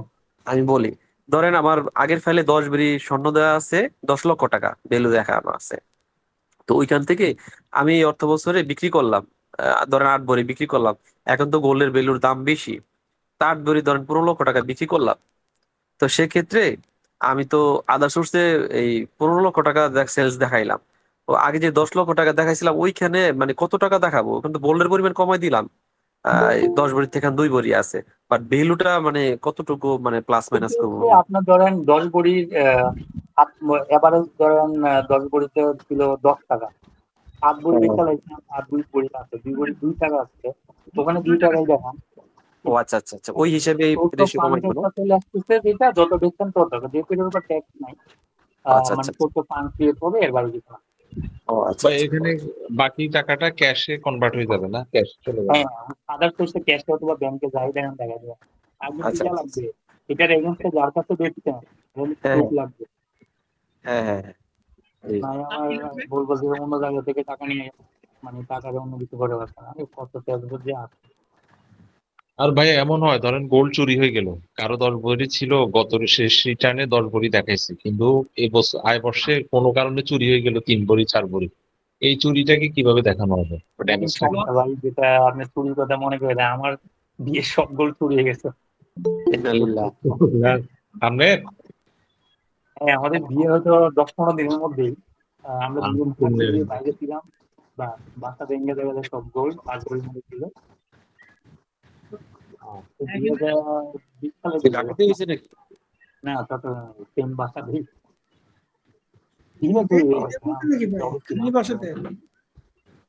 তো সেই ক্ষেত্রে যদি আপনার চুরি হয়ে যায়, তো আপনার যেহেতু এটাতে ট্যাক্সের ইম্প্যাক্ট নাই, আপনি সেটা পরবর্তী বছর প্রপার এক্সপেনশন দিয়ে এটাকে উঠাই দিবেন। মানে ধরেন এটা তো কমে গেল, এখন যে কমে গেলে আমরা যেটা করি হয়তো ক্যাশ বাড়ছে ক্যাশে দেখাই দিই, কিন্তু এখন এটা মানে আমি যেটা কমে যাবে যেটা থাকবে ওইটাই দেখাবো, এই তো? হ্যাঁ, যেটা থাকবে ওইটাই দেখান। আর যেটা নাই হয়ে গেল ওটা আবার চাইবে ট্যাক্স থেকে? না, যেহেতু এটা আপনার নাই হয়ে গেছে, নাই হয়ে গেলে তো আর এখানে ট্যাক্স বাড়ার কোনো ইস্যু আসতেছে না। মানে সোর্স চাইবে না? না, ওই যে যেটা নাই হয়ে গেল সেই ফিগারটা যদি আপনার যেহেতু চুরি হয়েছে, আপনি তো থানায় জিডি করবেন, ওই জন্য থানার একটা জিডির কপি সহ ওই ফিগারটা, যে ফিগারটা চুরি হলো ওইটা, ওই যে লসের যে ফিগার যেখানে আছে, লস দেখানোর যে অপশনটা আছে ওইখান থেকে যদি মাইনাস করে দেয় তাহলে তো ওটা একবারে গায়েব হয়ে গেল। ভালো বুদ্ধি দিচ্ছে। সবাই ডকুমেন্টেশন নিয়ে এত ব্যস্ত, জিডি মানে এগুলো জিডি করলে বিপদের মধ্যে পড়তে হয়, এই কারণে অনেক সময়। তাহলে তার ফাইল থেকে এই স্বর্ণটা আউট করবে কিভাবে? আউট তো করতে হবে, মানে কিভাবে দেখাবেন আপনি? আচ্ছা, এটা মানে আমার কাছে একটা গুরুত্বপূর্ণ ইস্যু না, কারণ আপনি যে কোনো ভাবে আপনার অ্যাসেটটা হচ্ছে রিডিউস হয়ে যাচ্ছে, কিন্তু মানে যদি পরিমাণ না, রিডিউস করার প্রক্রিয়াটা কি হবে ভাইয়া? রিডিউস করার প্রক্রিয়াটা কি হবে? এখান মানে থেকে ট্রানজাকশন হয় না, গোল্ড কমছে ক্যাশ বাড়ছে, আমরা যেটা করি ব্যাংক কমছে ক্যাশ বাড়ছে কোনটা, এখানে কি করবেন? কঠিন প্রশ্ন চলে আসছে ভাইয়া। আপনি সলিউশনটা কি করছিলেন ভাই আপনার রিটার্নে? কি বুঝি নাই, একটা সলভ করি। আপনার সলিউশনটা ভাই কি হয়েছিল ভাই যখন এই চুরি হয়ে গেছিল, তখন আপনার রিটার্নে ভাই সলিউশনটা কি দিছিলেন ভাই? আমি ওই যে জিডিপিডি আর করি নাই, কারণ জিডিপিডি যাই করুক লাভ তো আর হবে না, কারণ এরা তো আমাদেরকে খুব কঠিন ভাবে অবজারভেশন করছে, যে কারণে আমরা মানে জবে গেছি, এর মধ্যেই প্রপার প্ল্যানিং অনুযায়ী দরজা তালা তুলা ভেঙে স্পেশালি হয়তো ভিতরে এসে লক করে তাদের ইচ্ছা মতো মানে পুরো বাসা খুঁজে, চাবিগুলো ছিল এক এক জায়গায়, ওরা আলমারিও ভাঙে নাই, সেই মানে চাবি এক এক জায়গায় এক এক কালার চাবি, সেটাও ম্যাচ করে খুঁজে পেয়ে মানে আলমারি খুলে রাখে। ওইটা আপনাদের পরিচিতদের মধ্যে করছে? বলতে পারে, এখন আপনি কাকে বলবেন এখন তো আর, বলা ঠিক ছিল না, আচ্ছা আচ্ছা, কারণ বাসাতে পরিচিত ক্যামেরাও ছিল না। তো সেই হিসাবে হচ্ছে আলটিমেট। আমার আমার আরেকটা প্রশ্ন ছিল, সেটা হলো যে যেমন আমার একটা মোটরসাইকেল আছে, হ্যাঁ, এই মোটরসাইকেলের তো এখন আমি যে কেনার সময় প্রথমে যখন দেখাইছি যে প্রাইস দেখাইছি, সেই ক্ষেত্রে ডিপ্রিসিয়েশন এখানে কি কাউন্ট হবে না যা দেখাইছি তাই রয়েছে থাকবে? আচ্ছা, মোটরসাইকেল একটু পরে রাখেন, আগে মানে আগেরটা শেষ করে ফেলি।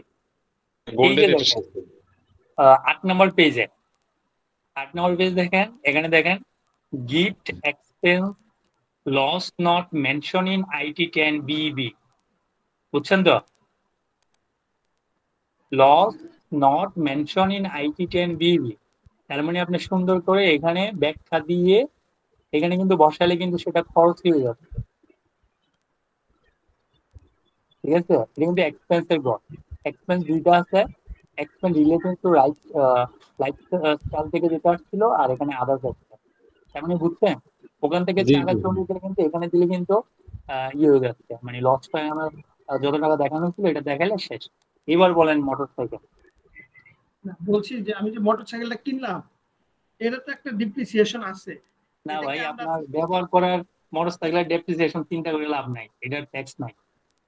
আচ্ছা, আরেকটা জিনিস হলো যে আমরা ব্যবসা খাতে আয়ের ক্ষেত্রে ব্যাড ডেট এক্সপেন্স যেটা করছিলাম, এই ক্ষেত্রে যদি আমার কোনো একটা আমরা যেটা করলাম যে এটা আসলে প্রমাণ করাটা খুব কঠিন, কিন্তু এই ক্ষেত্রে ধরে নিলাম যে আমি একটা কোনো ফিগার দেখালাম যে এই ফিগারটা আমার ব্যাড ডেট এক্সপেন্সের আওতায়, তখন তো ওই নেট প্রফিট থেকে ওই 3টা বাদ যাবে, তাই না? 3টা মানে ওই যে ইয়াটা জেনারেল অ্যাডমিনিস্ট্রেশন সেলিং আর হলো bad date expense, gross profit থেকে তো বাদ যাবে নাকি? এটা আপনি আমাকে প্রশ্ন করছেন একটা, আপনি একটু বোঝার চেষ্টা করেন। এই যে আমি এখানে এই ডিটেলসটা এই কারণে দেখাইছি যে সেলস থেকে হচ্ছে কস্ট অফ গুডস সোল্ড বাদ গেছে, তারপর হচ্ছে গ্রস প্রফিট, এইটা হচ্ছে একটা পার্ট। অ্যাকাউন্টিং অনুসারে হচ্ছে গ্রস প্রফিট বের করা এই জাস্ট মানে একদম বড় ফর্মুলা, এর ভিতরে শত শত এন্ট্রি আছে। তো এর থেকে হচ্ছে আপনি কি খরচগুলো যখন বাদ দিচ্ছেন, এর মধ্যে এখানে আলাদা করে ব্যাড ডেটস এর একটা কলাম রাখছে। তো আপনি তো হচ্ছে এখানে কিন্তু 2 - 3 এটাই হবে, কারণ অলরেডি তো হচ্ছে মানে এক থেকে ধরলাম আমি এটা সিওজিএস বাদ দিয়ে তো গ্রস প্রফিটটা বের করছি।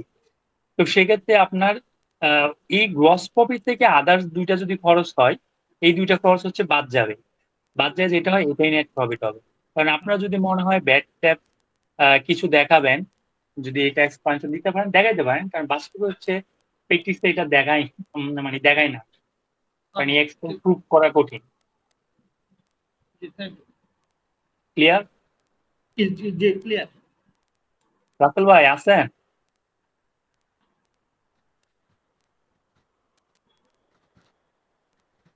রাসেল ভাই, হ্যাঁ ব্রো।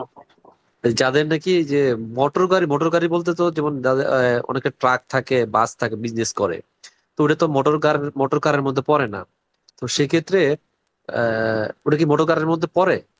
না না, ওটা আলাদা ব্যাপার।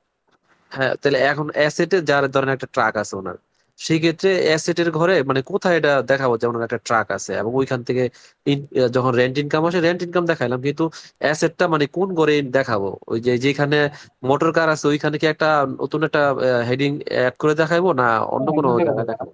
মোটর জি, ভেহিকল তখন বলছি কতগুলো আছে, আপনার যা কিছু খালি হ্যাঁ, মোটর গাড়ি পরে এখানে দিয়ে দিও, রেজিস্ট্রেশন আচ্ছা নাম্বার। আচ্ছা আচ্ছা।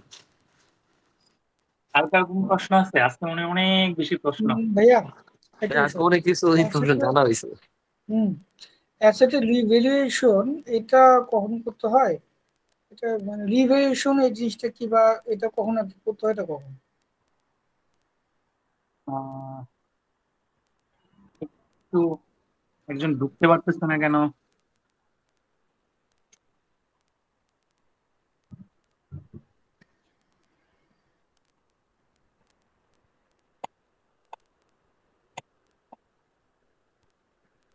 হ্যাঁ, এবার বলেন আপনার প্রশ্নটা।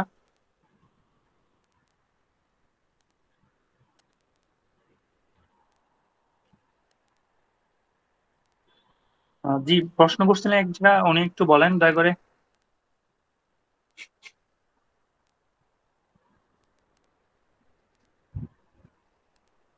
শুনতে পাচ্ছেন?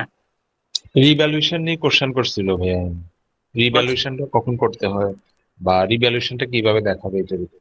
এটা এখানে না, এটা কোম্পানি পার্টে, এতটুকু দুইটারে গুলাই ফেললে হবে না। রিভেলেশন তো আর এখানে করবে না, এগুলো হচ্ছে কোম্পানির মানে কোম্পানি তো রিভেলেশন সব করে। 16 অনুসারে কোম্পানিতে যাবে না। হ্যাঁ, তাহলে এটা কোম্পানি। আমার আরেকটা প্রশ্ন ছিল, আপনি যে ওই যে প্রশ্ন দিছিলেন ওই প্রশ্নে 5 নাম্বার প্রশ্নে আর্থিক ভাই আমি পরিসংখ্যান আসলে ওই প্রশ্ন আমি ভাবছিলাম, যেটা এক্সপেক্ট করছি যে আপনাদের অ্যাটলিস্ট কয়েকজন মানুষ আমাকে দিবে, আমি এটাকে এডিট করে আজকে প্রেজেন্টেশন করব। কিন্তু দুঃখের বিষয় একজনে দিছে, মানে আমি যদি দেখার সুযোগ পাই নাই, তাই আমার হচ্ছে আমাকে লেকচার এটা তৈরি করে দিতে হচ্ছে। মানে আপনারা হোমওয়ার্ক নিয়ে এমন একটা ব্যাপার যে আসলে মানে আমি নিজেই হতাশ হয়ে গেছি। আচ্ছা, আপনার প্রশ্নটা এমনি সামারিটা বলেন আমি দেখি। প্রশ্নটা সামারি হলো আর্থিক পরিসংখ্যান হতে আয় আছে 5,50,000 টাকা ব্যাংক সুদ। এখন এই ব্যাংক সুদটা এটা কি এখানে মোটামুটিত করা নাকি এটা থেকে ট্যাক্স ডিডাকশন করা, এটা আমি বুঝবো কি করে? এটা ভাই মানে এটা বইয়ের যে এক্সাম্পল গুলো থাকে এটা নিয়ে অনেক কনফিউশন থাকতে পারে, কিন্তু আপনি প্র্যাকটিক্যালি যখন চিন্তা করবেন ওখানে তো স্টেটমেন্টটা আপনি দেখবেন, তাহলে তার কোনো সমস্যা নাই। ওখানে তো আমরা তো আপনি সেই দেখবেন টিডিএস মানে আমরা তো এত টাকা ডিপোজিট হচ্ছে, টিডিএস এর টাকা কাটছে, জি, ওইটাই ফলো করবেন। আচ্ছা টিডিএস সহ আসবে, টিডিএস সহ। জয়েন করতাম